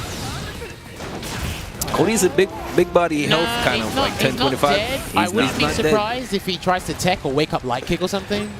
Yeah, he's gonna pay. Wake up light kick into activation. Yeah. But Andy wants to keep him from activating. He's giving up so much space, but it's coming anyway. Now he's almost in the other corner. Oh, nice V reversal. Oh no, he could always punish, but he was already committed to something else. He was committed to the overhead. Okay, we're back into the mid screen. This is good. He's not ready to that end was here. such That's a one scary throw. jump. Any hit, take it from Todakai as well with that super stock. And he fights. The delay Tatsu, I like that. Now, I know when he does the Tatsu, it adjusts it hurt box like just on his legs or around his feet. I'm not sure if standing hard punch. No, he had the knife, didn't he? So it wouldn't have worked. Yeah, I think he was alright. But yeah, a couple of things that Andy, he's slowly crawling his way back into this set. There's still a couple of things he's doing that's a bit worrying. He's getting hits and he's getting the damage. I'm worried about the positioning because Todakai's actually been taking advantage of a lot of positional situations that Andy's been giving him. So right. Oh, nice. He tried to get the whip punish just too late. Converts, or I mean, commits into the target combo. This is such a strong start. He wants to get out or get in somehow. Ready to check the 3 lights once again. Nice conversion. Full punish. Definitely dead. No, he misses it, but it's still dead. Doesn't matter. I got the damage. I'm the mayor. You thought I couldn't kill you because I dropped my jumping heavy kick, I got the crouch fierce into more damage. Funny. Went straight in there. Nice again, punishing the fireball. I think Andy needs to either throw them further out or he needs to not do them. He needs to probably use his crouching medium punch or stand medium punch a little bit more at that range. A bit too comfortable with those fireballs. Yeah, see? Comes Andy. It's right about there. Oh, nice. Nice Super late anti-air after the crouch medium kick. Something we saw so much in Street Fighter 4. Crouch medium kick with late anti-air. Might have it from those days. No counter conversion from Todakai too far. He's doing so much work right now. Oh, he V-shifted. Okay, that was interesting. That was he might have tried to bait the show you can activate. Maybe. But I mean, it would still activate, right? So he would, yeah. Yeah, but he would have got punished, but I think he just wanted to bait it. Break it, yeah. There Oh, there we go. go. There's the, there's the, like, he did it twice, the fireball into the run. Okay, no way. He dropped it. No, it's too high. No way. That's so unfortunate. He's using those surprise jumps. Chuck the knife at him. Chuck it. Chuck the knife at him. Chuck it. I mean, Super is almost there. He does have reversal now, so he has to bait that out before anything can Watch out for be used Super. He might do chipping. Super. Yeah, he might do Super. Is that gonna hit, though? Of course it's gonna hit. Yo, from there? I wouldn't From be there, I'm legit surprised. I'm legit surprised. Listen, that's how I know you don't play this Jammerz, game you right. are also surprised. Stop lying. No, shut up. Why do you think I said watch out for the Super? I literally said watch out for the Super. That thing absorbs a hit and then pulls you in. Don't tell me. I was like, yeah, I was surprised as well. Why do you think I was screaming it? I didn't. To be fair, I didn't say that. Yeah, unbelievable. I said he's the mayor, though. So get your flipping face away from your camera. I said he's the mayor. I did say he's the mayor. And the mayor has privilege. Oh, nice confirm from Andy. Getting right back into it. I think the score is 5-2. Yeah, it's 5-2 to Guys, okay, nice. Guys, one thing. Can we confirm after this that he is indeed the mayor? We will have to check. He Oh, looks nice. he looks like he's in his prison garments to me. But he is the mayor. Maybe it's Halloween. Oh, that's so unfortunate when you try to do something tricky, maybe looking for a V shift, I don't know, and then you just get back thrown. Nice That's bait, gonna be a so big- weird. Oh, he's not dead, but no, he could he actually he is. I mean, I actually thought he missed out on some damage there. Whoa, okay. Can we just mayor, say it how it Jammerz. is? He's the mayor. You know this, Jammerz. I don't know why you're questioning the mayor. What a whip punish on the standing like it. Nah, that was too sick. Andy, you took waiting for that a page. You took a page from Venom's book, and now Todakai took a page from the Urian handbooks, which is EX something when you need to get that life back. We're already even on life again. Oh, he tried to he cross misses the cut. cross cut. Yeah. Tried to cross cut. Nice interruption from Todakai. Just keeps that pressure going into the activation. Oh, no knife jumping. No knife throw on the What neutral jump? was that? No, he missed It anti-aired the fierce from the Wait, back. what? I wonder if that would have worked against the crouch medium kick. That looks better than G's. And that's saying something.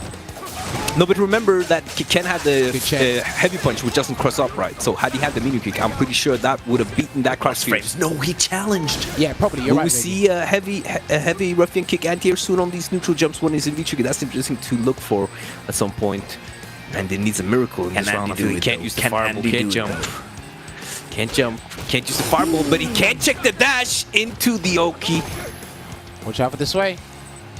He might, Can't yeah, throw look, far. see, it's like Warning I know shots. it's like I know Warning what I'm shots. talking about. No. It's Nice. like I know what I'm talking about. I said, watch out Sometimes. for this way.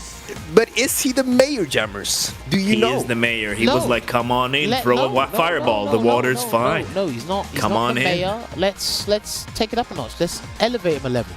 He's the new president. Why are you guys No, that's belittling G. him? He's the No, new that's president. G. He's got Sorry, that's- presidential He might. buttons. No, okay, he can be a prime minister. Prime I'll Minister. give you that. He can be the prime minister of Metro City. I mean, of the world that Metro Oh, City Metro is. City's a country now. Okay. No, I mean the country of that city. That's a little bit of a lore tip for whoever writes lore. Nice. Yeah. You're the lord. What, lore tip or Lore fun tip. fact? Ooh, no, lore tip because it's not facts. Not yet. That's definitely the more you Maximum know. meter. Definitely dead. big He's not- damage he's not coming dead. in. Not dead. Presidential life. Oh. I mean, mayoral life. Oi, that was the cleanest anti-air Andy has done thus far in this set, and we still got a couple of games to go. And that was a gray perfect, by the way. That's the new No, that term was I a coined it ghetto today. perfect. That was a ghetto perfect. Yeah, but from but we're in the metro city, so it's definitely a great perfect. No, because, nice block was, in yeah, the because there's ghetto parts of Oh, the the city. Prime Minister punish. Not in Cody City. Not in Cody my City city. is clean. Nobody dares doing anything wrong No in Cody littering. City. No loitering. No littering. Oh, good block. Activates from the Loving light this- kick. And you know yeah, what's crazy? defense. That light kick is +8 on hit, and the stab medium punch is 8 for his startup. So the fact that he's allowed to do all of this is a bit mad. To me, anyway. Will he Okay, finally okay, but jump? actually, guys, I figured out why he can do it because No, he look. drops the combo. Sorry. Okay, let's think about this for a moment. Who was the mayor before this? Hagar. And who was who was Hagar? He was mayor of the earth. He was the mayor of the earth. So where are Cody's you going now. with this? I'm saying sure. that Cody is now the mayor of the earth. Yeah, and I'm saying it's 6-2 to Todakai right now. And he's looking to take this to make it 7-2. Nice That's throw. very true. Yeah. Oh, this corner game though. He's gonna try to get out at some point, but he finds it with a stab medium. He was such a good placement of the button. Yeah, maybe the back throw through the corner. Let's go. Suddenly counter. evened up. Finds the crush. He's still going Close for to the stun. reset. Gotta ask does him about those have one. resets. Yeah, we gotta ask about those resets. Oh, nice. He has noticed all those delays, and he's just reversing butting. I love that decision from Todakai. He's definitely noticed these delays, and now he has the corner, but the whiff punish from Andy. Big damage. Big Oki. Right, pressure being applied. He's gonna do the run Into pressure. cancel. Yeah, Can the he get another fireball grab? run Can he get cancel. another It one? costs. Look at that, the pressure. He did a no, he did No. a tatsu. He did a tatsu No, and it no, flopped. no. He's not dead though. He's not. Mayoral damage. What did you say? Mayoral damage. It's a new word. I made it up. That does not leave Oh, this no. Discord chat. I think That's it's the too late. mayor of It's on the Capcom earth. Fighters. Oh, he finds the... What a daring fireball. Todakai is probably thinking, how did you dare to throw a fireball at me with that life? And Andy was like, I knew you thought I would not dare to throw that fireball. That's why I threw it in your Beautiful face. guts. Beautiful He's, guts. Mr. Mayor? He's definitely, Andy is definitely epitomizing persistent and determination in this because he's been very stubborn in a lot of these aspects. Still throwing Adamant. fireballs at a very dangerously I like close it. range. You know, he's been stubborn on defense as well. Sometimes the worst option is the best option in clutch. Yeah, of course. What kind of logic Fast is to that? crush. It is the logic of clutch. You need to go to the school of clutch to learn it. That's true, Todakai, but I don't have fighting clutch. back here. That's true. That's very true. You don't. You definitely don't. You have the least clutch in this Discord call. Damn, that damages. Yeah, that damages. He's too far to get the full conversion, but I like the fact that Todakai's like he's aware that he can do that. He just needs to be a little bit closer. He's almost waited out the Vichigur. Pull out a knife. Pull it Another out. knife Just pull it soon. out. Bring it Just pull out. it out. Bring him out. He finds the crush instead. Goes for the Jammerz damage. is like watching a magic show. Just show off the knife. Just pull it out of He your. finds it still, but he Pull it still out of your goes for the pocket. delays, and he finds the delay. Well, I mean, Todakai if he- has not deterred him if with the he, crouch light pitch reversal. If he drew for the shank, like it would have been a different situation. Look, That's very true. with the knife, he's got one of the best four frame, or he's got the best four frame punish in the game. It looks like Andy's been struggling to deal with the knife at particular ranges outside his stand phase. So Nice usage, great usage. And in the corner now, one throw, are we gonna see another? Oh, nice delay from Toda, or maybe in reaction to the shimmy, which a lot of players do these days. yeah, back to get neutral tight. here, gets a hard kick. Yeah, this is looking good here, and a crush. This is what these two are looking for. They're literally both looking for those crush kind of hard kicks. Let me I crush love you. that side switch. Great defense. Gets to jump out, not punished on landing. Kind of safe right now. That was unfortunate. Todakai got a lucky back throw. No activation. Right, V-trigger's gone. Plus frames. He forgot for a moment. Next hit might win Yeah, it. or he just didn't believe, but this is huge. Todakai still in a dangerous position, but he has to guess right. He does. That was so gutsy. Why did he go for the side switch? Or was it like some kind of a, a cross-up tech kind of thing? I think Not if sure. he delays the tatsu, he can stay in front, or it might be based on the recovery. So if you do a normal recovery, he goes behind you. If you do a back recovery, it looks ambiguous, but he stays in front of you. So he Right. probably opted for that mix-up.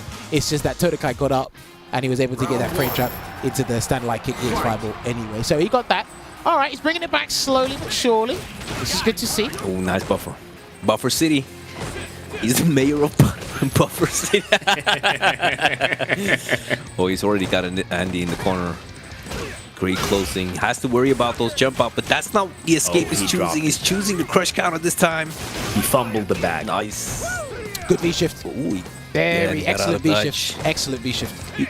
Do you think the Ken jump heavy kick could have caught that V-shift on the way down to his eyes? too far. Further? Or is it? Yeah. The distance, especially Oh, from nice. there, from the cross-under reset, it's hard kick's not long enough.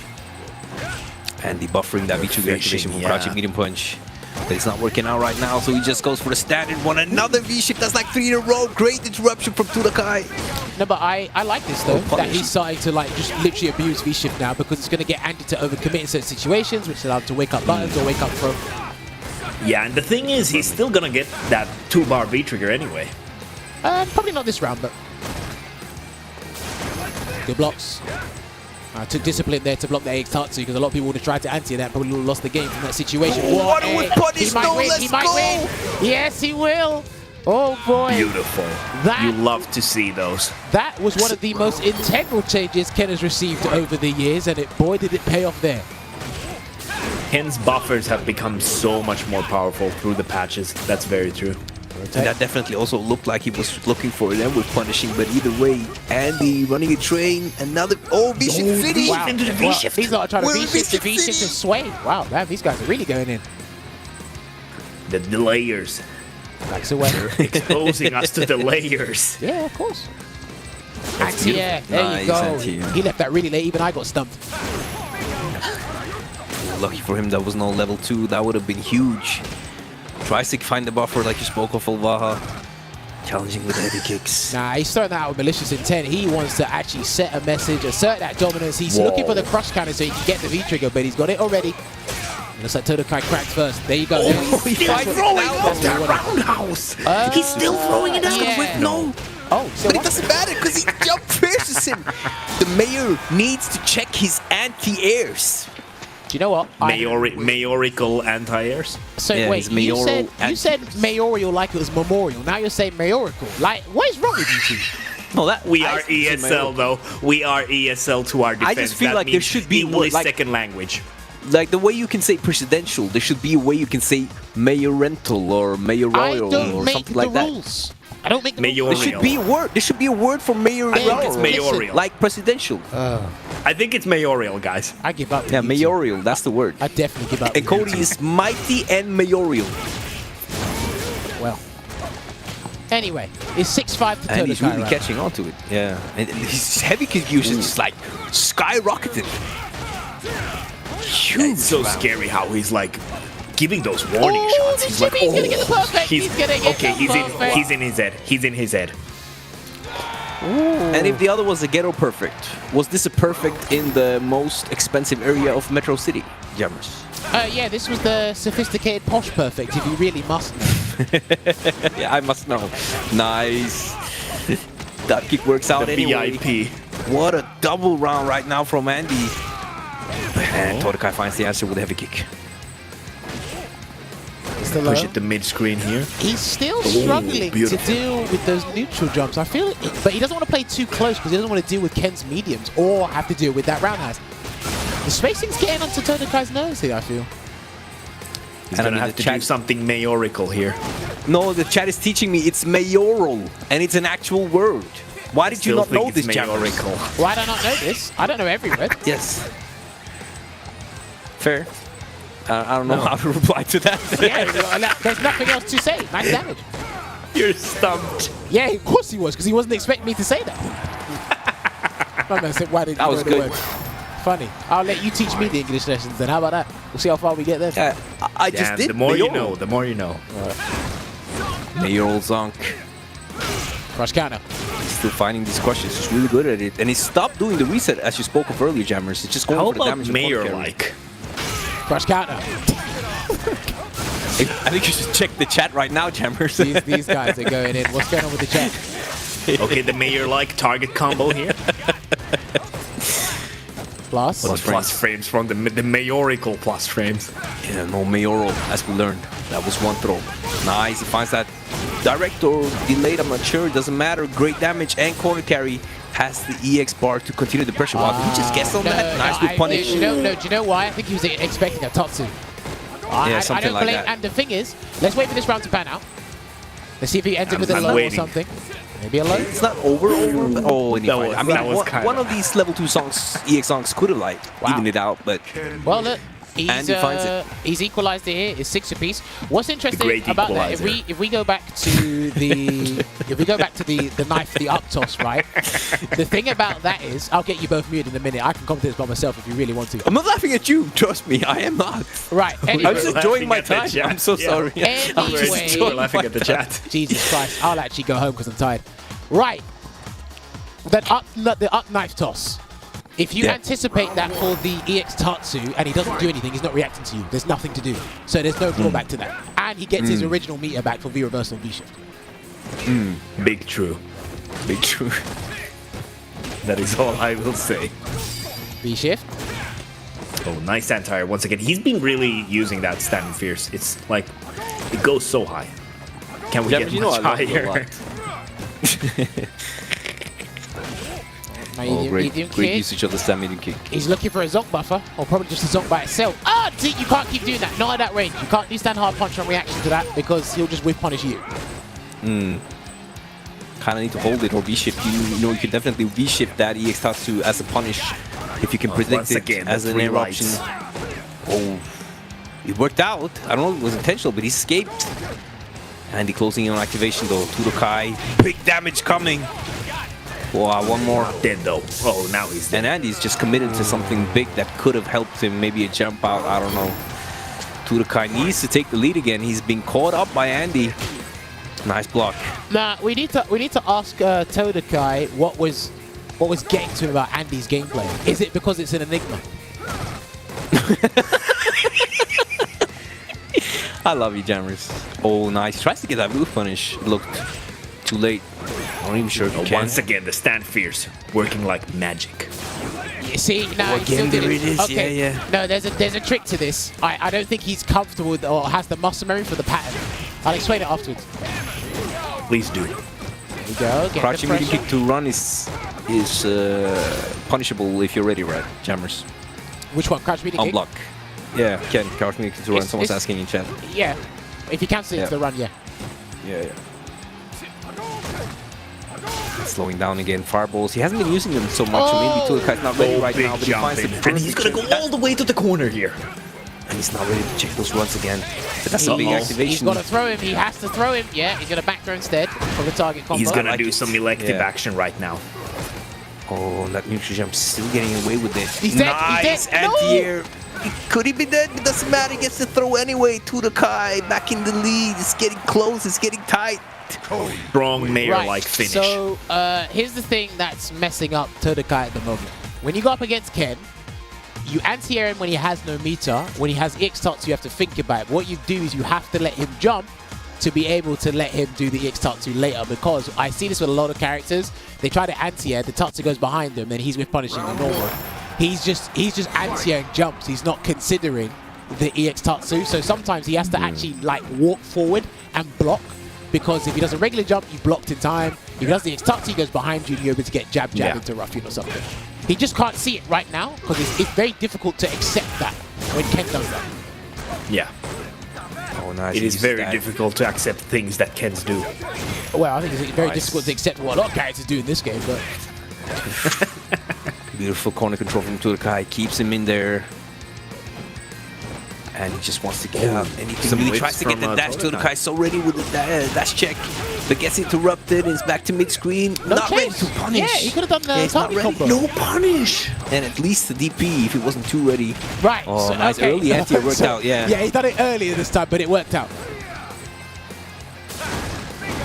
Zonk. Another one. Doesn't want to be reversal. I mean, he does need the comeback factor. Oh, he was in the right range as well. Here comes the activation, though. Not ready to throw the view Yeah, reversal. good check. Right, no, because Andy's doing the fireball into run at a close range, so it'll leave him minus. Whoa! That's see, Punish, that let's go. is what I'm Doing telling with the you. V-trigger. Listen. The V-trigger fireballs. He's abusing the V-trigger fireballs, which are better than the normal ones. See, you know what? I know Todakai took that round, but what Andy did there against the crime sway low, that's what we've been telling him to do for like the past 7 games. I love that. I love that. Actually utilizing the fireballs from the V-trigger. Big The brain. raw special with punishes are actually always extra beautiful to watch. Finds another crush. They're really persistent on using these heavies. Yeah, I mean, with punish. persistence is like understating it right now. Oh, he activated there? Okay. I would have saved that, but hopefully this doesn't like come to bite him in the ass. In the what? This time. Here we go. Can he get a throw? Take a throw. Yeah. But he can't take another. This is scary, There you and go. it's been a Smell while my since feet. the overhead was there, and the Enigma definitely throwing it back out just at the right time. Todakai not predicting it. Yeah, but he's definitely thrown Todakai off by making himself unpredictable. It's very, like, there's certain things that are, like, he's got patterns to his gameplay, Andy, but there's other aspects where Todakai just cannot keep up or, like, be comfortable adapting to it. Punish the sway, you could have done just sure you Once can. again, yeah. Oh, he had the whiff punish, didn't believe. Oh, Get ready that's with so the good. anti-air. Like, the Stand Fierce is such a strong anti-air. Backs They're up really here. fighting each other up close. Oh, decent enough with punish, but no conversion. Todakai can just whittle down the HP bar right now, but Enigma is about to explode in the corner. Yeah. Oh, he goes for the left, right. He gives up the corner. Todakai knows he wants to throw him back for that throw Press loop. the opposite. he waiting. let the animation finish. Throw. Can he get another did say sneaky one one? more. No. Oh, nice backdash. Wow, double Look at the double dash. He's going in. Activation though. Next hit wins. It's big. Next hit wins. No. Next hit wins. Beautiful, beautiful. Todakai. That was I feel like A very Andy's mayor-like finish. Mayor-like finish. mayoral finish. well. Mayorical. I'll tell you what, I feel that watching Todakai play, he's more confident anti-airing with the knife than he is without it. That's what it looks like to me. Yeah. Because it does, because he obviously- always falters to the crouch fierce. Well, yeah, because like they got different hitboxes, different hurtbox ratios, but I think he feels more confident because the damage output he receives from the crouch fist with the knife, as opposed to trying to always adjust his spacing with the sad fist. So. Right, so it's 8-6 right now. Todakai looking to get back on track and hopefully close this one out. But Andy's been put up a really good fight here, I gotta say. I love it. Like he just slowly crept up on the set, and now it's like almost even. Just love to see that in longer sets. Yeah, and I mean the changes has been more aggressive really, but more unpredictably aggressive because the character and the player is losing out on the neutral, so he has to make up for it some other way, and it's been working out for Andy. But Todakai has readapted and now Beautiful he's throw shimmy. bait. Mayoral shimmy, let's go into the corner. Got a lot of plus frames coming if he wants. Respects the DP. Again, delays. Lights. Another tornado sweep. Anti-airs with Beautiful. the stand fist. Not struggling there. It looked like Andy tried to do EX Tatsu, so it probably wouldn't have lost anyway. But Todakai looking to make this 9-6. Nice jab punish. Okay. Pushes him to the corner. There you go. Nice punish again. Once again, the ruffian kick. In the corner And we go. Another and he's so throw. close. And he actually misspaced his walk-up throw, and beautiful punny from Andy. Oi!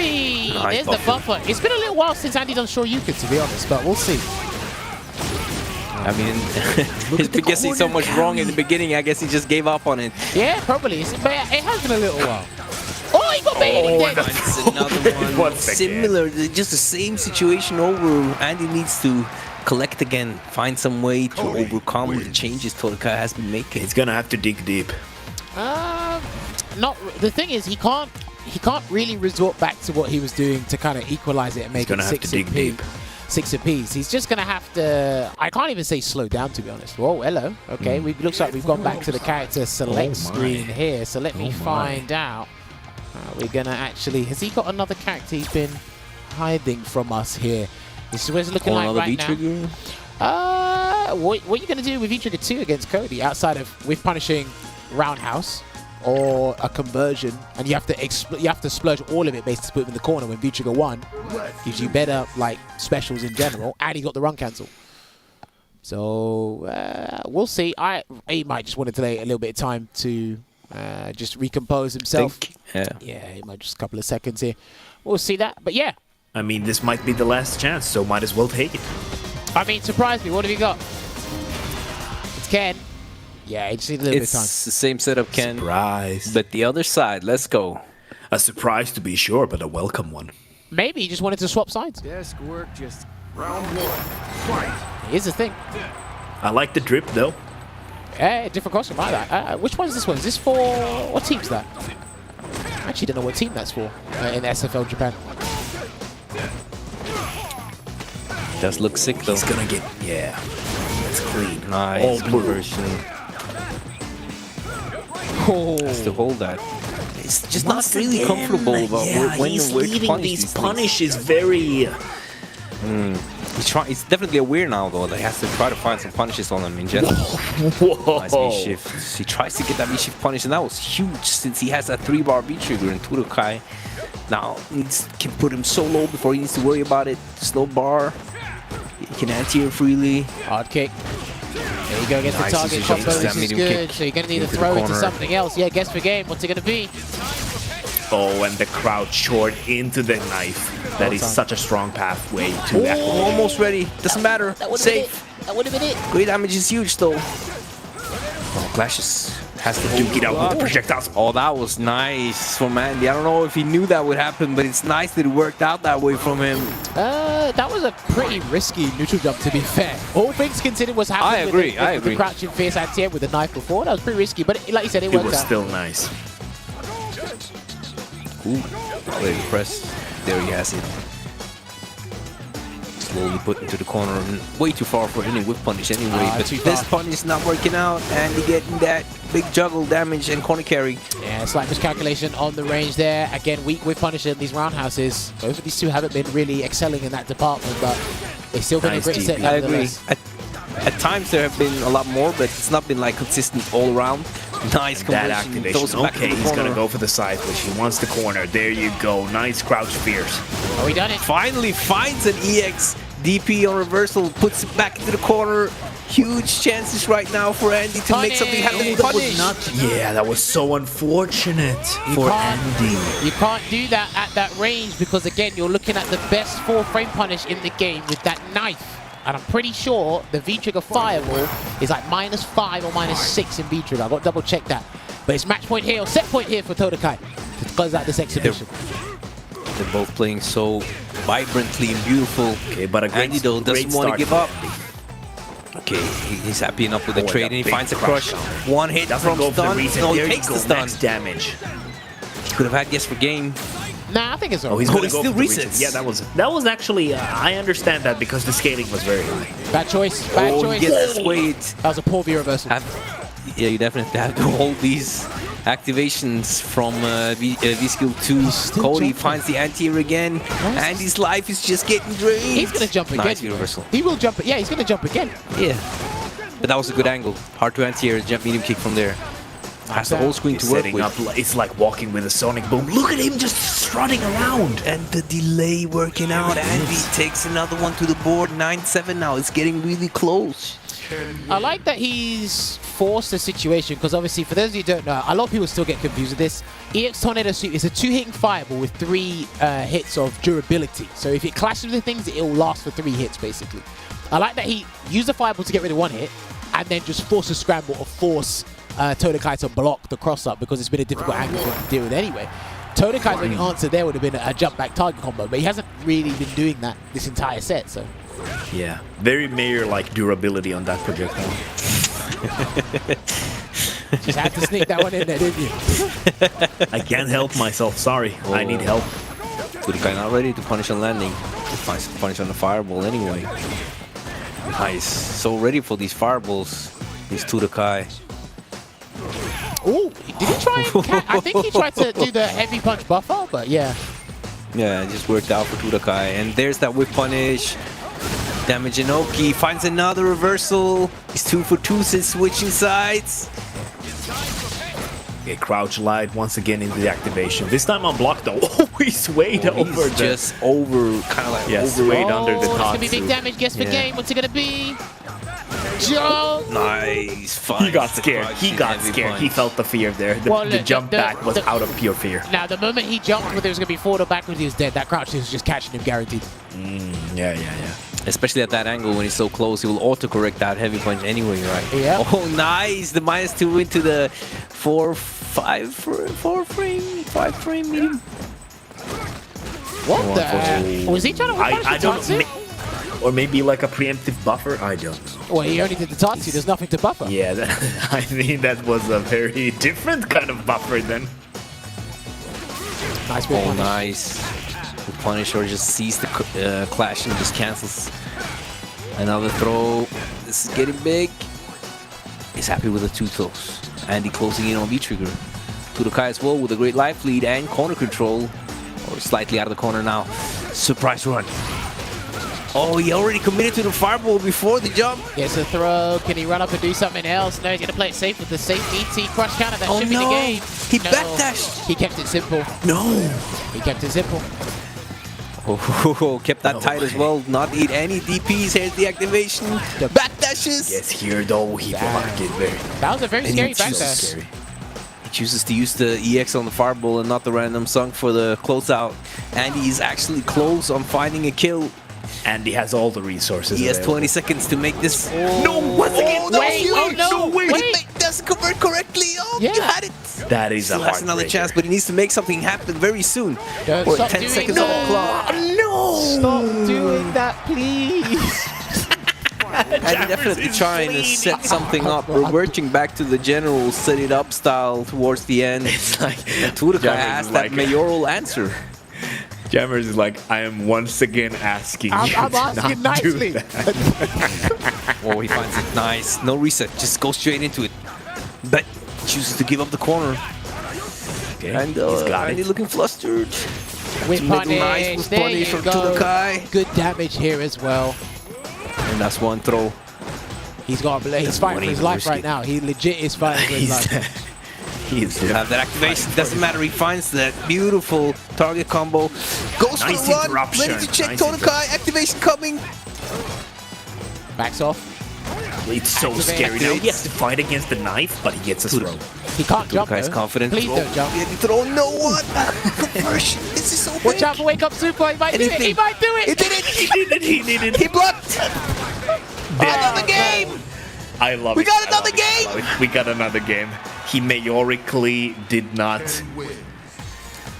He fumbled the bag mayorically. That was Did not a he- mayoral reversal. That was not Yeah, a yeah, mayoral reversal. That was something Cody used to do when That he was was not an serving time. elected wake up super. I mean, did he really fumble the bag, or did he just take his chances because he was at set point?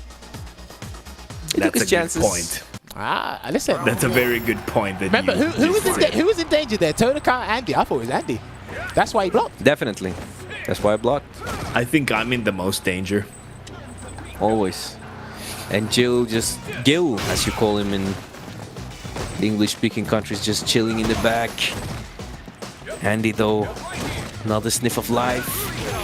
Great with punish, Todakai. Nice sway again. Again. There you go, once again. But still, you definitely have to use a fireball, even if you get hit every now and then, but sometimes maybe too much. No, already committed, so no with punish. Yeah, I feel like the fireballs, like, they're not giving enough to warrant the usage. But now it's making him think about it, right? So now maybe he Yeah, can whip that's something. true. That's true. It's definitely a little mini game. He's just playing okay with taking it, but here's They're that definitely interruption. playing games with each other. What a damage from the activation, and here's that anti-air damage. It was a And clean he's anti. giving away the life lead. He's not in a great spot. Trying to catch him running with a knife there. Activation. What's it been? Nice. Has it been like 3 match points for Todakai, and Andy's been able to bring it back? Something like that. At least 2. He's scared. Oh, he had that bait. That was too close.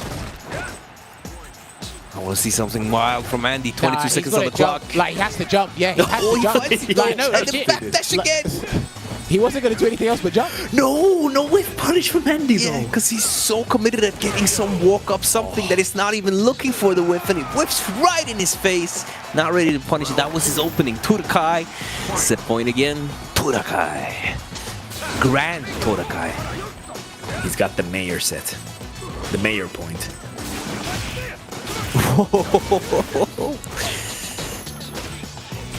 All right, there's a jab check here, but we are at set point once again for Todakai. Throwing out that hard kick and gets punished. Not looking good right now, but activates again from the light kick. He's going to be put in the corner here. It's huge. And he's got that a has to be make. like the best activation in the game, honestly. But he goes for that delay back throw, afraid of the DP, so Andy gets a second life. I wouldn't say it's the best activation in the game, but it's a good. It depends on the situation because it is a good follow-up. Yeah, and there's that knife. It's gone. Andy has a shot. Has to make this count. Chase him down with the frame. Gets the hit anyway. Okay. Didn't convert on the counter hit. No more V-trigger. He has to jump again. What a delay from Todakai. Wow. Just, that was interesting. And that throw is gonna be it. What a mayoral throw. I had to say it. I'm sorry, Jammerz. Finish. Why Yes, are you we apologizing said to it. me? Mayorical don't like finish this. from Todakai. This word. I don't know, you're assuming things, but I'll tell you what's not an assumption, what's guaranteed. It is Todakai taking the set today, 10-8. Let me see the GGs in the chat, ladies and gentlemen. VTubing rules over all. Don't forget, everybody, this is his VTubing model. And if you are a supporter of Todakai, make sure you keep supporting him because, again, he is one of the best players around in Central America. Keep an eye out for him. Great set. A lot of things we got to ask these players regarding what happened in that set to delve into their mindset, how they feel about things. We're going to talk to them about SF6 stuff as well. But yeah, congratulations once again to Todakai. We're going to take a 5-minute break. When we come back, it's going to be all 5 of us in the chat, and we're going to be just laughing and talking more Street Fighter stuff. See you in a bit.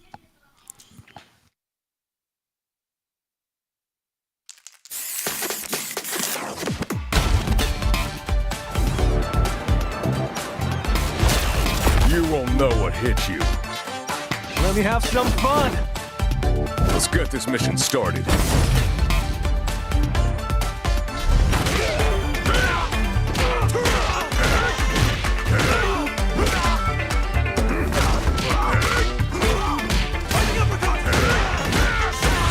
This will be a good fight. Got you in my sights.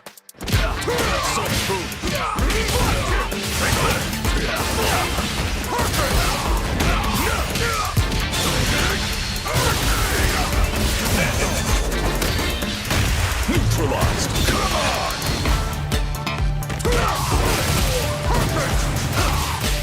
Predictable. Time to end this.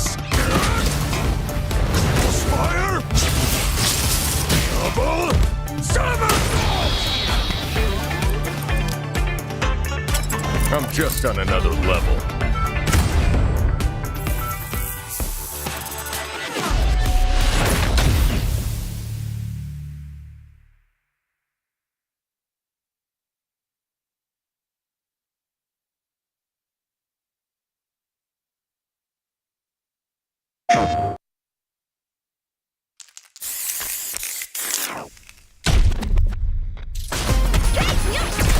You call, I answer. Pushing you on the scene.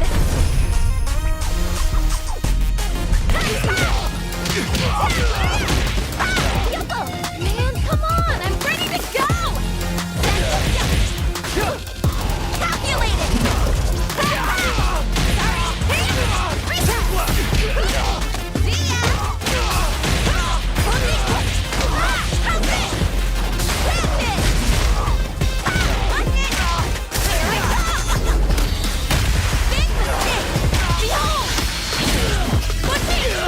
We do this all day, every day!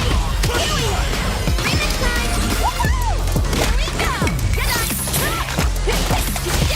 Now, good beat! Ninja! Star! Sniper! Make way for the Ninja Star!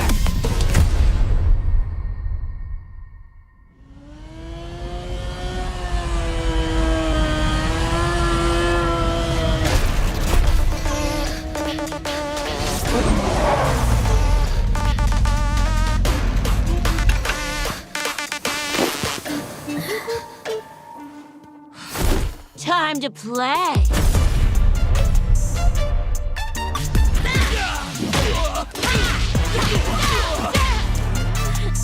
You gonna keep me waiting, babe?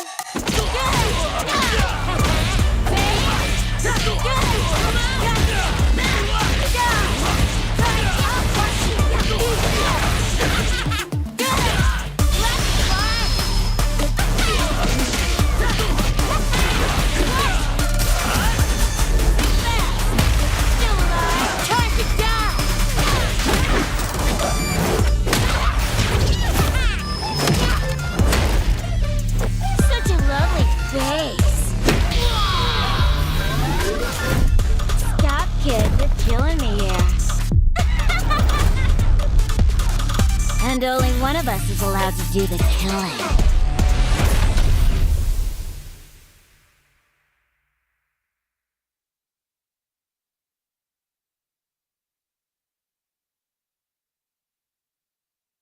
PlayStation.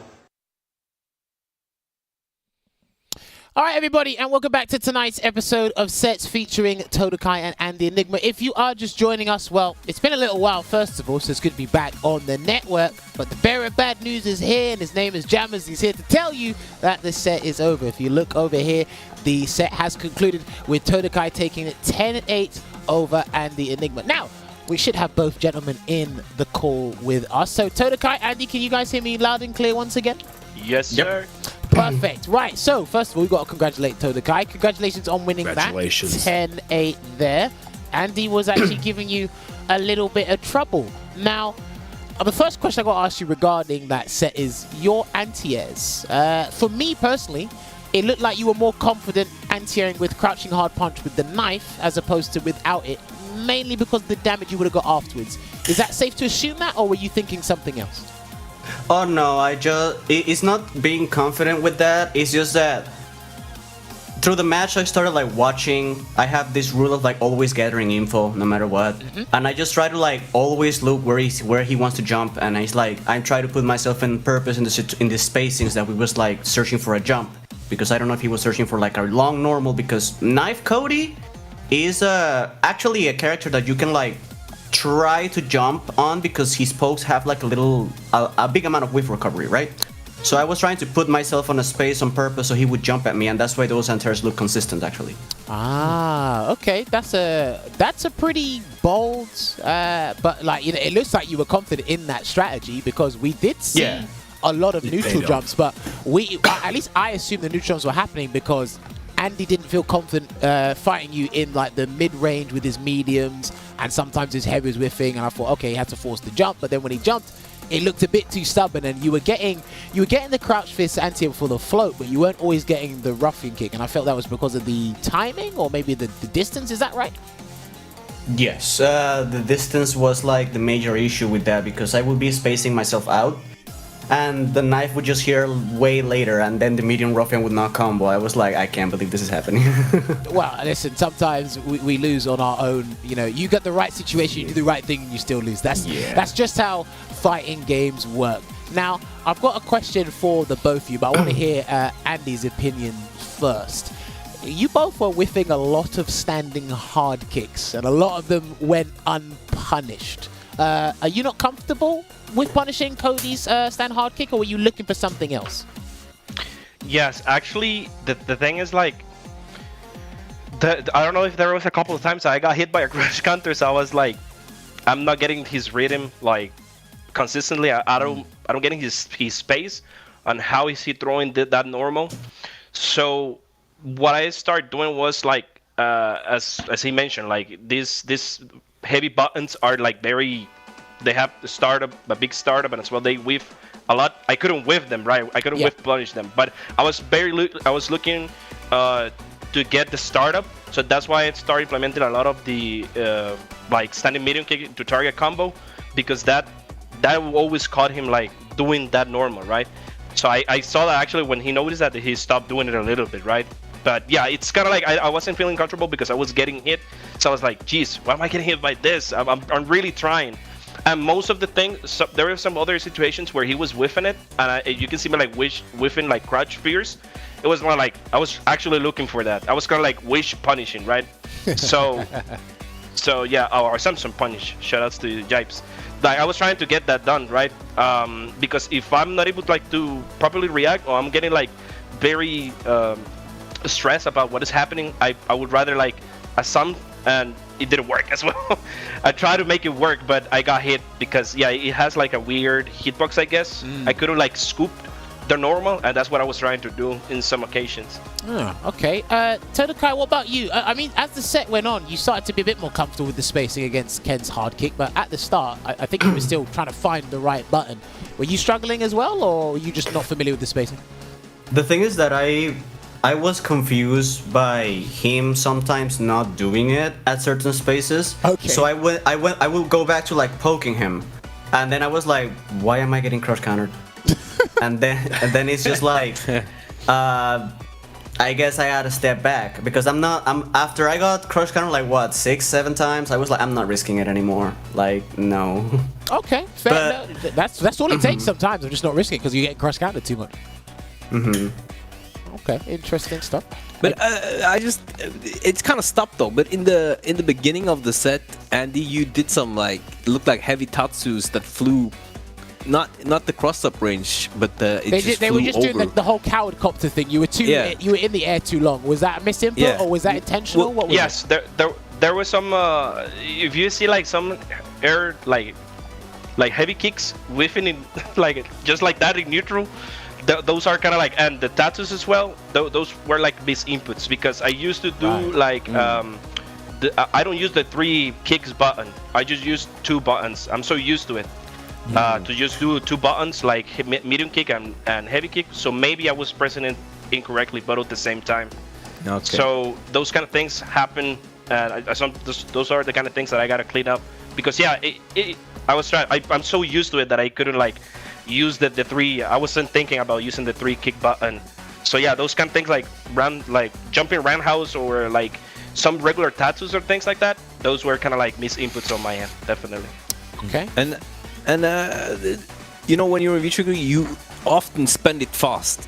Is that something you're just playing with now as part of your game plan? That give all the pressure as fast as possible and make something work with it? Or do you also sometimes like revert more to just letting the timer run and try to land that hit? Because I noticed that when you activate it and you had that 1 bar, you wanted to get back in at the cost of your V bar. Is that something you're just doing now as a game plan, or is it something, or are you generally more like mixing that up? I'm not gonna lie, probably I was a little bit under pressure, I guess, myself. So I was kind of like autopiloting a little bit about what I was doing on offense. So I guess that's kind of like the things that were making me spend the bar that fast. I can definitely tell you there are some occasions that I did do it like I was consciously doing it like, okay, I'm gonna spend it here because as you can see, it will push him a little bit to the corner. So I want him there. I wanted to, because he was getting hit by some of the jumping fierces and that kind of like game plan there. I was trying to apply it, so I was using it to corner carry you without getting you hit, right? It's kind of like, at the end of the day when I was thinking about it, I was like, okay, I'm spending a lot of meter instead of hit confirming it and then just keep with the pressure. So it was kind of my bad that I autopilot that instead of like just using it a little bit more consciously. But there were some times definitely I can tell you like, yeah, I was just looking to push you to the corner and try to get you there and make you think that that's where Ken is dangerous.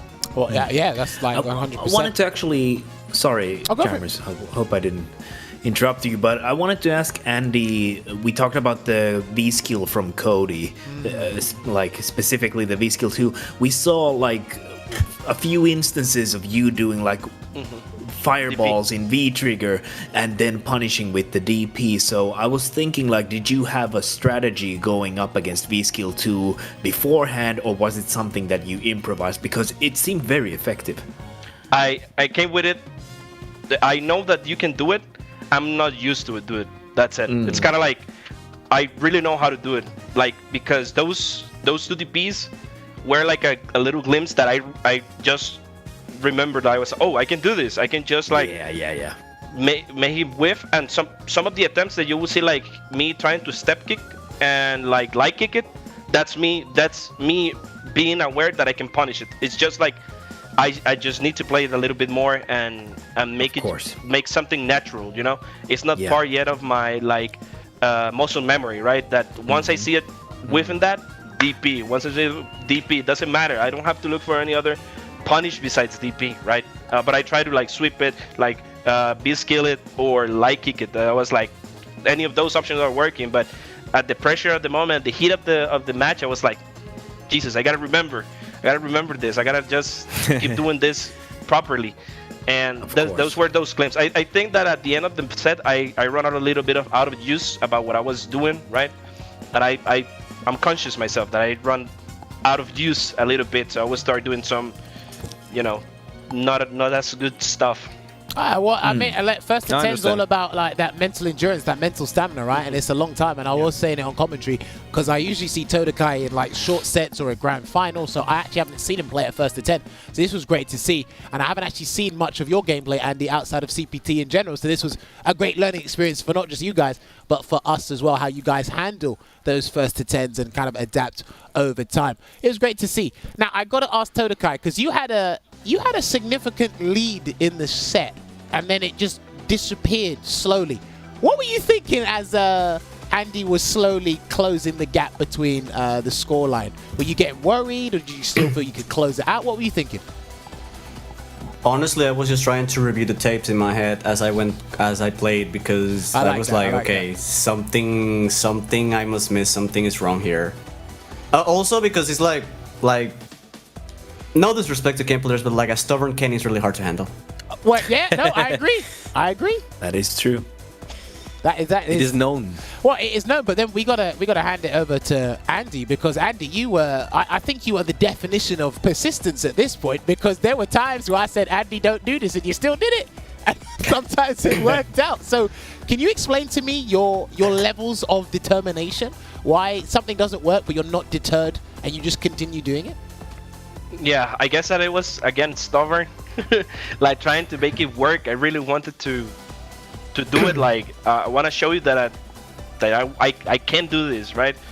So that's me again. I have to be honest with me. It's like I was feeling the pressure because, yeah, as you mentioned, the lead was getting in the early game, right? The lead was getting very high. And I was getting very pissed about it, like on myself, right? About what I was doing. Like, stop trying this variable, throwing these variables in this range. Why are you doing this? Why you keep jumping? I want to jump because I want to jump. I gotta get him to feel pain.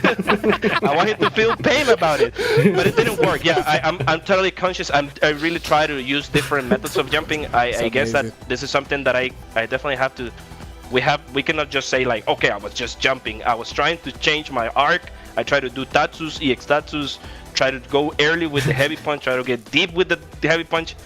I was really trying. I didn't know that button was good, to be honest. Like, we haven't played lately, so and that's not an excuse, right? But it's my job to learn, right? Yeah. But yeah, I didn't know that it was that good, so I have to test it again and again and again and again. It's kind of like being stubborn. I know that it works once or twice, but it's not working anymore. It's my fault, right? Well, I mean, that was I'm glad you're being honest with yourself, because if you're not honest with yourself, then boy, I don't know what's going to happen when something happens in a game and you lie about it. Because listen, some part of growing as a player, you just got to be honest. Like, if something was an accident, if I was just being stubborn when I know I shouldn't have done something and should have changed up a tactic, like, that's just it. Just being real with yourself. Now, right at the very speaking of accidents, like that last set, I got like a ruffian kick, a medium one on the last round. I was about to ask you about it. Yeah, that was a walk and medium kick. I basically pulled a Brian F by mistake and won by it, because I was like, okay, that medium ruffian gave me Oki and a grab. I was like, okay, I'll pull a Brian. He literally said, "What? So we're just labeling it the Brian F now? Is that what we're doing? The accident? I would guess so. Happy accidents indeed. A happy little Accident Brian. special, yeah, an accident special that leads to a round win is now the Brian F. That's the thing? Apparently, so if you just walk forward and want to press the button and a special comes out, we're just gonna call it Brian F. And you win the round for it, though. You have to win the round for it. Yeah. All right. We'll call it. We'll call it. You the love Brian to F see from it. there. I got another question for Andy. Andy, you went for a lot of resets instead of kind of preferring the positional advantage. Was there any real reason behind that, or are you just comfortable doing resets? No, there was a strategy behind it. I usually, as you see through the match, I start going for the damage, the light tatsu into heavy DP and things like that. Yeah. I was trying to get a little bit sneaky with it. I know that I caught him off guarding a couple of them. The one that it hurts me the most is the one that you do like standing rounds into run, like crouch jab. Yeah. And then you just micro walk forward and then micro backwards, right? And that when he blocked that one, I was pretty pissed. I was like, why? Like that's unblockable. That for me is unblockable. No one blocks that, and he blocked it all of a sudden. So yeah, the initial one was I was going for like try to get him to think that I was gonna go for this. My responsibility in that case was like going for a little bit more hard reads, but he was backdashing a lot, same as me when he used to do like a lot of EX, Sung Knuckle. I was backdashing a lot, and he just like halfway through the set, he was start doing like crouching medium kick. So yeah, it was kind of like the initial strategy. Then I saw like this is not working. I gotta go for damage, so I'm gonna go for the Tatsu and heavy DP. I know that there's more damage, but execution-wise, if you try to go for the target combo, it's a little bit tricky because it has to be almost right away you land the Tatsu, right? So I was going for like for the fairly damaged stuff, easy to execute, right? So, but yeah, it was kind of like I was a little bit stubborn with that, but there was a reason for it. I was really trying to call him off guard a little bit with the Ken craziness, right? With the crane, the Ken random stuff. Right? I'm gonna fill you in on a little secret. When you pick Ken, you've already caught someone by surprise because they don't know what to expect. They don't know what to expect. But no, you know, I like that you breaking this down because again, we were learning a lot about your gameplay in those longer sets. So it's great that you're like delving into your strategy and the mindset going into. So that was good stuff there. Right, Veggey Olvaha, have you got any other questions for these guys related to SF5 before we move on to SF6 questions with the limited time we have left?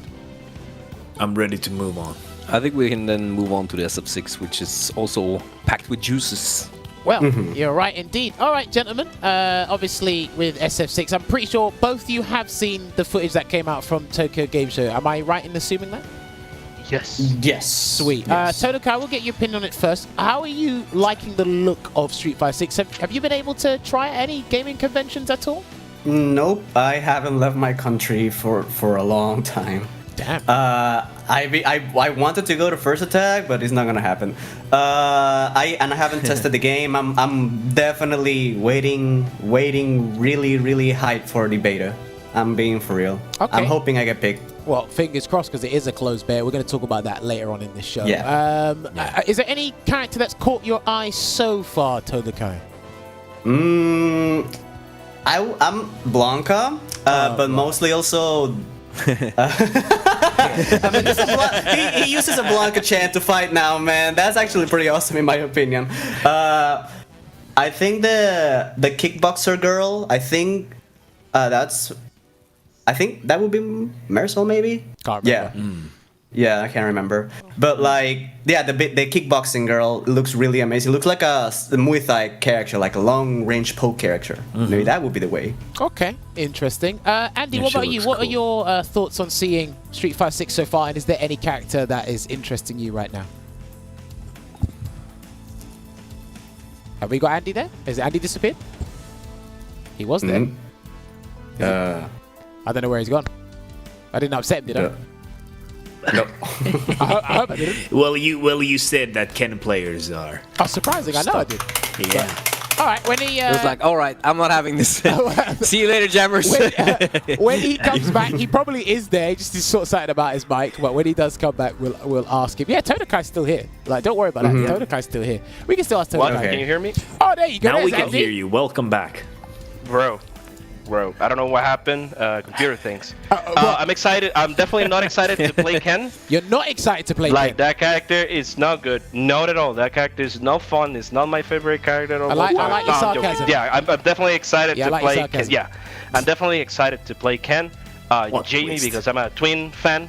Yeah, Jamie is going to be my second character. Okay. I was really skeptical a little bit about the looks, but then when you see the game in movement, at least on videos, right? And when you see what the characters are capable to do, are like, geez, this game looks cool.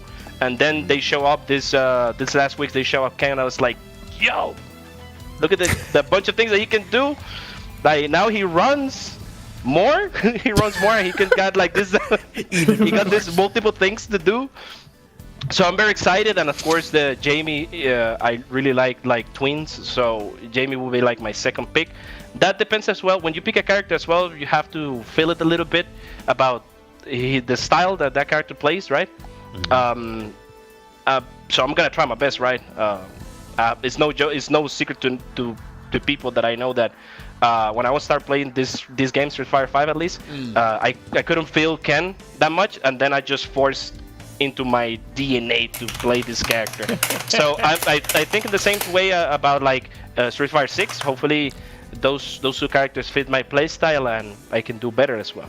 Okay, have you signed up for the closed beta as well? That's going to be happening next month, Andy? Believe it or not, I'm not a beta guy at all.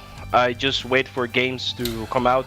I like you. And I like him. Because, you know, that I know that testing the beta and everything will give like support to the company, like Capcom as an example, right? But you know, I just rather buy the game, you know, support the developers in that way. I wish that every single person that have it just test it, like, you know, try to get as most information or like most feedback to Capcom, so we can have like a great game that it's already looking as a great game. And a lot of people have told me that plays amazing. So waiting until next year, probably keep playing like Street Fighter 5 until his final day. Yeah, his final day is enjoying it until its last breath. Yeah, he is hoping indeed. Right, now, obviously, Average Ken enjoyer. I mentioned the World Warrior program before because we were talking about the leaderboards.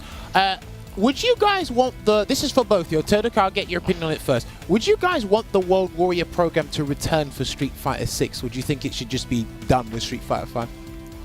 I think that it gives regions that we don't have that much accessibility to travel, right? Yeah. It's expensive, and sometimes it's almost impossible for a lot of regions to travel.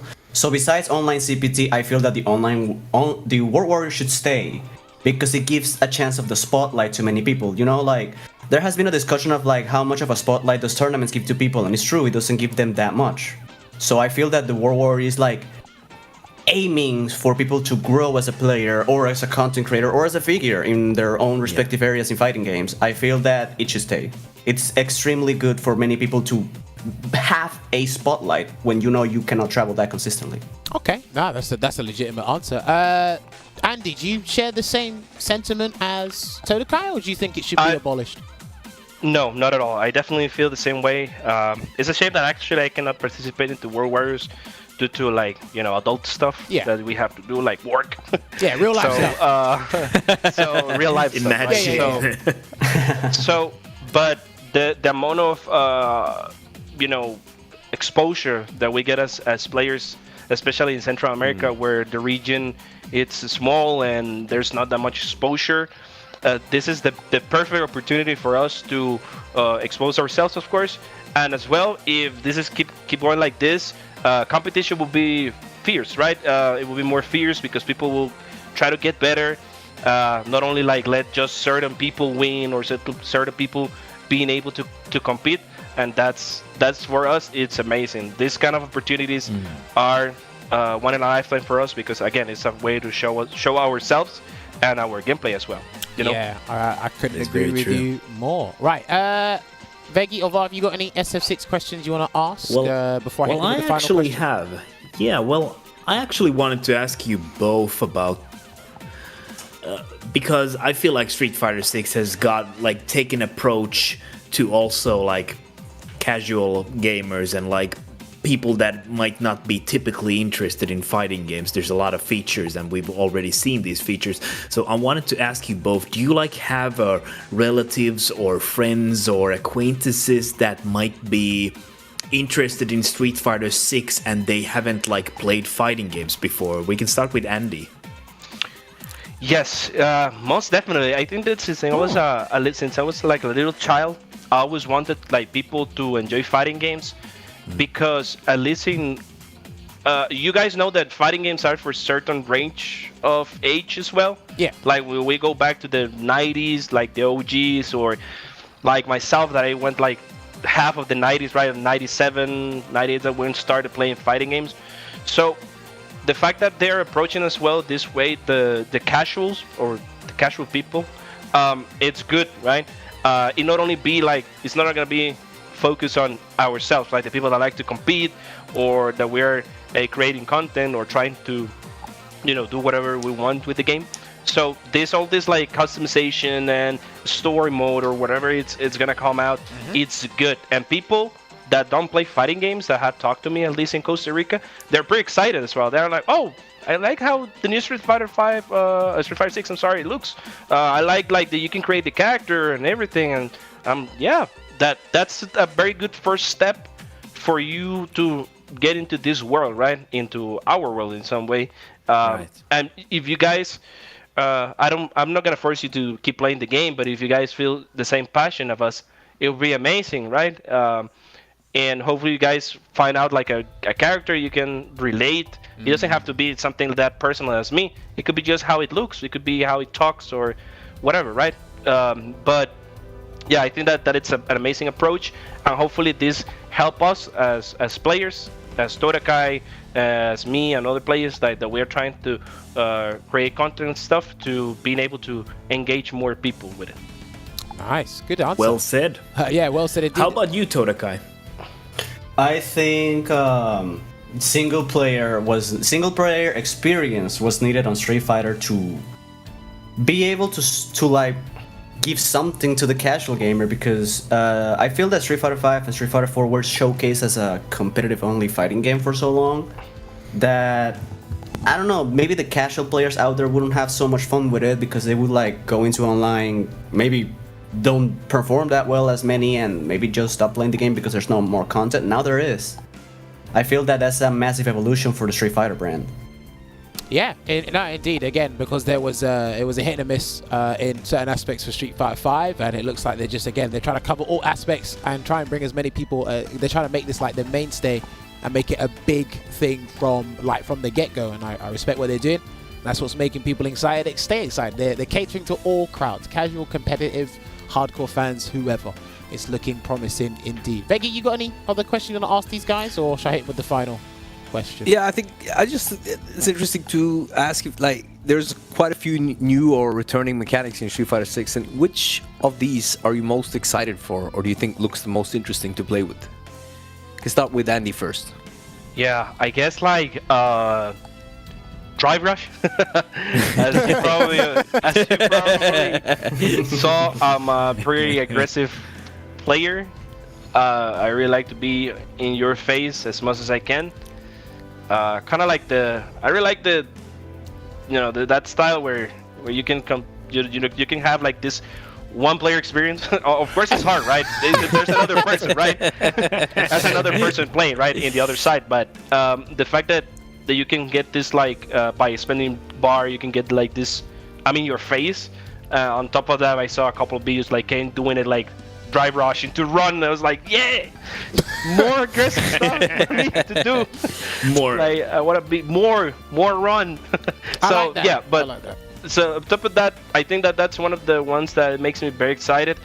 And yeah, I have to feel the game first, right? Because I know how drive is, how important it is, like how meter management is gonna be doing like a 180 thing on this game, because Street Fighter hasn't been played like this, never, and that's what Street Fighter is all about, being to have something new to test, right, and to play. So but Drive Rush, and I don't remember, Drive Impact, it's like the focus. Yeah, the focus right? attack. Yeah. Yeah, the Drive Impact, I think that's amazing as well. But I really like that every single like kind of mechanic have an answer, and it definitely is gonna help like for player expression. That it's one of the things that we want to look different, right, and for say something, right. But yeah, that's kind of like the two ones that I'm more excited about. Okay, just be careful you don't fight every matchup in burnout state. Yeah, that's true. Very careful. Todakai, what about you? Is there any specific mechanic you're looking forward to testing out, or you're looking that's going to be fun, or you just like the game, how it looks overall? I mean, I like the game overall. I want to say Drive Rush, but Dalsim confirming into Drive Rush from full screen is still haunting me in my dreams, so I wake up hoping it was a nightmare, and then I open up Twitter and be like, nope, it's real. Nah, I could link you the YouTube video if you want. And No Jake, thanks. I can give you the timestamp and everything. Nah. Is it fate? Is it I already- fate, or did the Dalsim theme just perfectly pop up as well? Maybe. Yes. Maybe. Wow. I mean, I just You're close right. my eyes and I see that, and I'm like, no, I gotta open them. Wake me up. Wow, that was amazing indeed. Right, okay, we got about just enough time for a last question. This was a surprise question, but obviously you guys have been keeping up with the SF6 news. There's going to be in-game commentators that you're actually familiar with on the CPT and the professional commentators just in general. Now, out of the ones that haven't been shown, if you could pick 2 commentators to feature in Street Fighter 6, who would they be? Todakai, I'll get your opinion on that first. Wait, when you say that commentators are not in the game No, right they now? are in the game. That they are in the game? Yeah, so you've got Tasty Steve, you got Vicious, you got James Chen. Have you not been keeping up with that? Yeah. I mean, to me, Tasty Steve and James Chen would be my picks. I think, I got it. Todakai thought you meant of the ones that are in the game, I think. No, but he meant, like, the ones of that no, people so ones outside that are not, the ones included. that are not in the game. Yeah. Oh, that are not in the game? Okay. F word. First, the first that comes to mind is F word. Okay. And then let me see, the boy Saint Cola. Cool. Honestly, I like that. Yeah, getting the real hype ones in there. Yeah. Those are some of my favorite commentators that are not in the game right now. Would be those 2, F word and Saint Cola. Cool, interesting. I like that. And Andy, what about you? Have you got any commentators you hope to be featured in SF6? Most definitely. I guess like my first pick would be, let me see, Ringe. Okay, I think you're the first person to say Ringe. Yeah, I really like his commentary. I like how he like everything. I like his tone of voice. I like how he delivers like information and everything. So I guess that it would be a good pick. And of course, the boy Jipes is always like for me always a pick because he's hilarious and he always has, as well have some good insight. So I would like to hear him on Street Fighter 6 when I'm playing someone, right? He had a lot of catchphrases as well. So I like that to be introduced like into the game, right? Like as James Chen have the one like, is it gonna kill? So I like that. Those kind of things. Those are like those little catchphrases that are in the FGC that I would like to hear in the game, right? Oh, okay. Well, listen, hopefully before the official release of Street Fighter 6, we get all these guys in the game. And then if it works out, we get more commentators, DLC commentators. Yeah. I'm looking forward to it. I'm looking forward to seeing the final lineup because obviously they announced a few more Japanese commentators at TGS. But we're going to see what happens in the long run. Right, gentlemen, we are just about out of time. And in this little section here, I give you guys the podium to allow to plug in your stuff. Richard, if you could put the fight card on the screen right now so you can get their socials there. Perfect. That is what Todakai's Twitch and his Twitter is. The same as Andy Enigma as well. But yes, gentlemen, the floor is yours. Todakai, any last words before we let you go? I enjoy being in CES and I hope I can be here again. Yeah, like you can find me here on the CES socials, and actually, yeah, the week after the Veda, I'm gonna be trying to hosting a bi-weekly Central American tournament, online tournament every 2 weeks, and I'm looking forward to like creating a top-tier tournament organization for Central America and try to unite all the region together. Oh, okay. Are you allowed to tell us what that's called, Really or are you nice. keeping that a secret? The organs itself, I still have it a secret. The tournament itself will be, like I said, the week after the Veda is going to be called Central Clash. Cool, sweet, good stuff there from Todakai. Andy, is there any parting words you want to give us? Anything you want to plug before we let you guys go? Yes, most definitely. I wanna shout out Casa Club. That is one of the people that I train a lot over here in Costa Rica in multiple fighting games. There's a bunch of friends there. Of course, you guys can hit me up on Twitter, on Twitch. Actually, that's kind of how you guys see it on the screen when we were playing. That's how you can find me on Twitch. Try to be as consistent as possible. Try to engage with my community. And most important, in November, let me just check if you give me a moment just to check the date. No worries. We're gonna have back our major that it's called Furiatica. Furiatica used to be like a CPT event and stuff. Like we used a lot of top players came here, so I really wanna give you guys a little bit of that you guys are more than invited to come to Furiatica. Costa Rica is a very welcoming place, and it's gonna be November. Let me find out the date again. I think it's November 16, 17. Let me just take a look. Sorry, guys. No, that's fine. That's fine. You don't want to give anyone the wrong date. November 12th through November 13th in San Jose, Costa Rica. That it's my country. Hope you guys can come by. If you guys want to contact the organization, please do, because we really want to bring back that excitement to the community, because Friatica was kind of like our offline event, not only for Costa Rica, in general for Central America.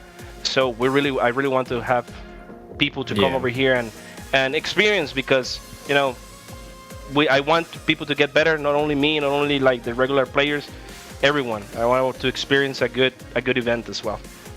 Yeah. Sweet. How will the weather be there on those dates? What was the question again? How will the weather be there on these dates? Oh, the weather. But those we're kind of in summer, so you should be fine. You should be able to come to the beautiful places that we have over here. Like, I'm 100% sure that you will enjoy it. But yeah, kind of like summer right now. We are kind of like backwards with the US. Like they have like their like winter there, like old snow and everything. And over here we have like the sun and being able to travel to any place that it would be good. Yep. And lastly, before we go away, like I said, the tournament will be on my Twitch, Todakai_, but also I want to give like a shout out to the Texas homies like Nigel, Espada, Dr. African. They've been helping both me and Andy grow as players also, all the way from NA, and we're very thankful to everyone in Texas for giving us putting us under their wing, because we've grown a lot thanks to them as well. Nice. Yeah. Much You appreciated. love to hear it. Yeah, much appreciated to the Texas community there. Right, gentlemen, we have a show to close. It was a pleasure speaking to you both. Todakai, congratulations once again. When you both are ready, you can leave the Discord call so we can close out the show. And I'll thank you guys once again in the Twitter group chat that we are in. Bye, guys. Thank you for having us. Bye. Thank you for the show. Well, it has been a little while, but we have another show, another episode put in the books, and hopefully you guys enjoyed the set at home. Ken versus Cody, 10-8. That was actually, we learned a lot about those two, and a little bit more about that matchup. I took some notes down, so I'm going to go in and training mode later and test some things, because that looks like something that's very spacing dependent for a lot of the things they did there. But you know what? Yeah, for sure. I got to respect Andy's stubbornness with a lot of those jumps and fights. I love it, and I love the Ken stubbornness. But unlike quite a few other kids, he's definitely knows that he has the stubbornness and embraces it, and I like that a lot. Yeah. It was really like down to earth and completely in like touch with his playstyle, which I thought was really great to listen to. And that's super important, right? Being in touch with your playstyle and just knowing how things go, of course, and how to adjust on the fly, because he didn't make it easy for Todakai in the long run there, but he just about clutched it out there. And look, apparently we're going to be labeling, walk forward into when you want a button and a special comes out and it hits and you win. We're just going to label that the Brian F now, unfortunately. Don't know why, but we're just going to stick. That's good for Brian F. Listen, it's good publicity. Any publicity is good publicity at this point. Yeah. But yes, ladies and gentlemen, hopefully you guys did enjoy the show, but we got a couple of things to showcase before we do go. Richard, give the CPT graphic, because it's these two. It's their CPT this weekend. That's right. Yes, indeed. They've got On Friday. They got more than one CPT going on. It's going to be a long weekend. It is. What, has the date changed for your World Warrior? Has it changed? No. Or is it still We're the doing same? the World Warrior on Friday and CPT Saturday, Sunday. Right, so the date changed, because originally I'm pretty sure the World Warrior was on the Saturday, the same day as day one. Yeah. Right, so initially, he did change it. Right, yes, the Nordic Baltic region is going to have a busy time pressing buttons and getting fed up at Manat and Luke. So hopefully you can join them this weekend. This is the CPT online premiere that is happening. It is for Nordic Baltic. It's going to be top 16 streamed on the Saturday, 24th of September, and the top 8 will be on the 25th of September. I'm not going to be around. I've actually got another job to do in London. But hey, you might see a familiar face with Rob TV this weekend. Who knows who that's going to be? But don't forget, their World Warrior is the day before that. Hopefully you can join it, and you can support Veggey and tell him that he should stop playing Birdie. Just tell him that in the chat. Do that for me. Yeah, be Also, a friend. Now, let us not forget as well, right? They did announce Street Fighter League Europe for all 3 regions, but the Street Fighter League US teams have been announced. We should have multiple graphics on the screen. There's one. This is the first team that was announced. Team UYU returns to the fray for Street Fighter League US. The team is comprised of Oil King, DCQ, NL and Xian. You got to stay locked in from October 7th because these teams are looking juicy. The next team that is lined up for SFL US this year is Team Red Rooster, a new team to enter the fray. It is comprised of Hot Dog, Ajax Fidelity, a fantastic Ed player, Mono, and Smug. Good to see Smug back in there competing as well. Look out for this team. I think it's going to do damage. They might make their playoffs. Who knows? And then the next team that should be here is Team Friendship. It is going to be Team Panda, and it has Panda Punk, JB, Kami, and Nephew.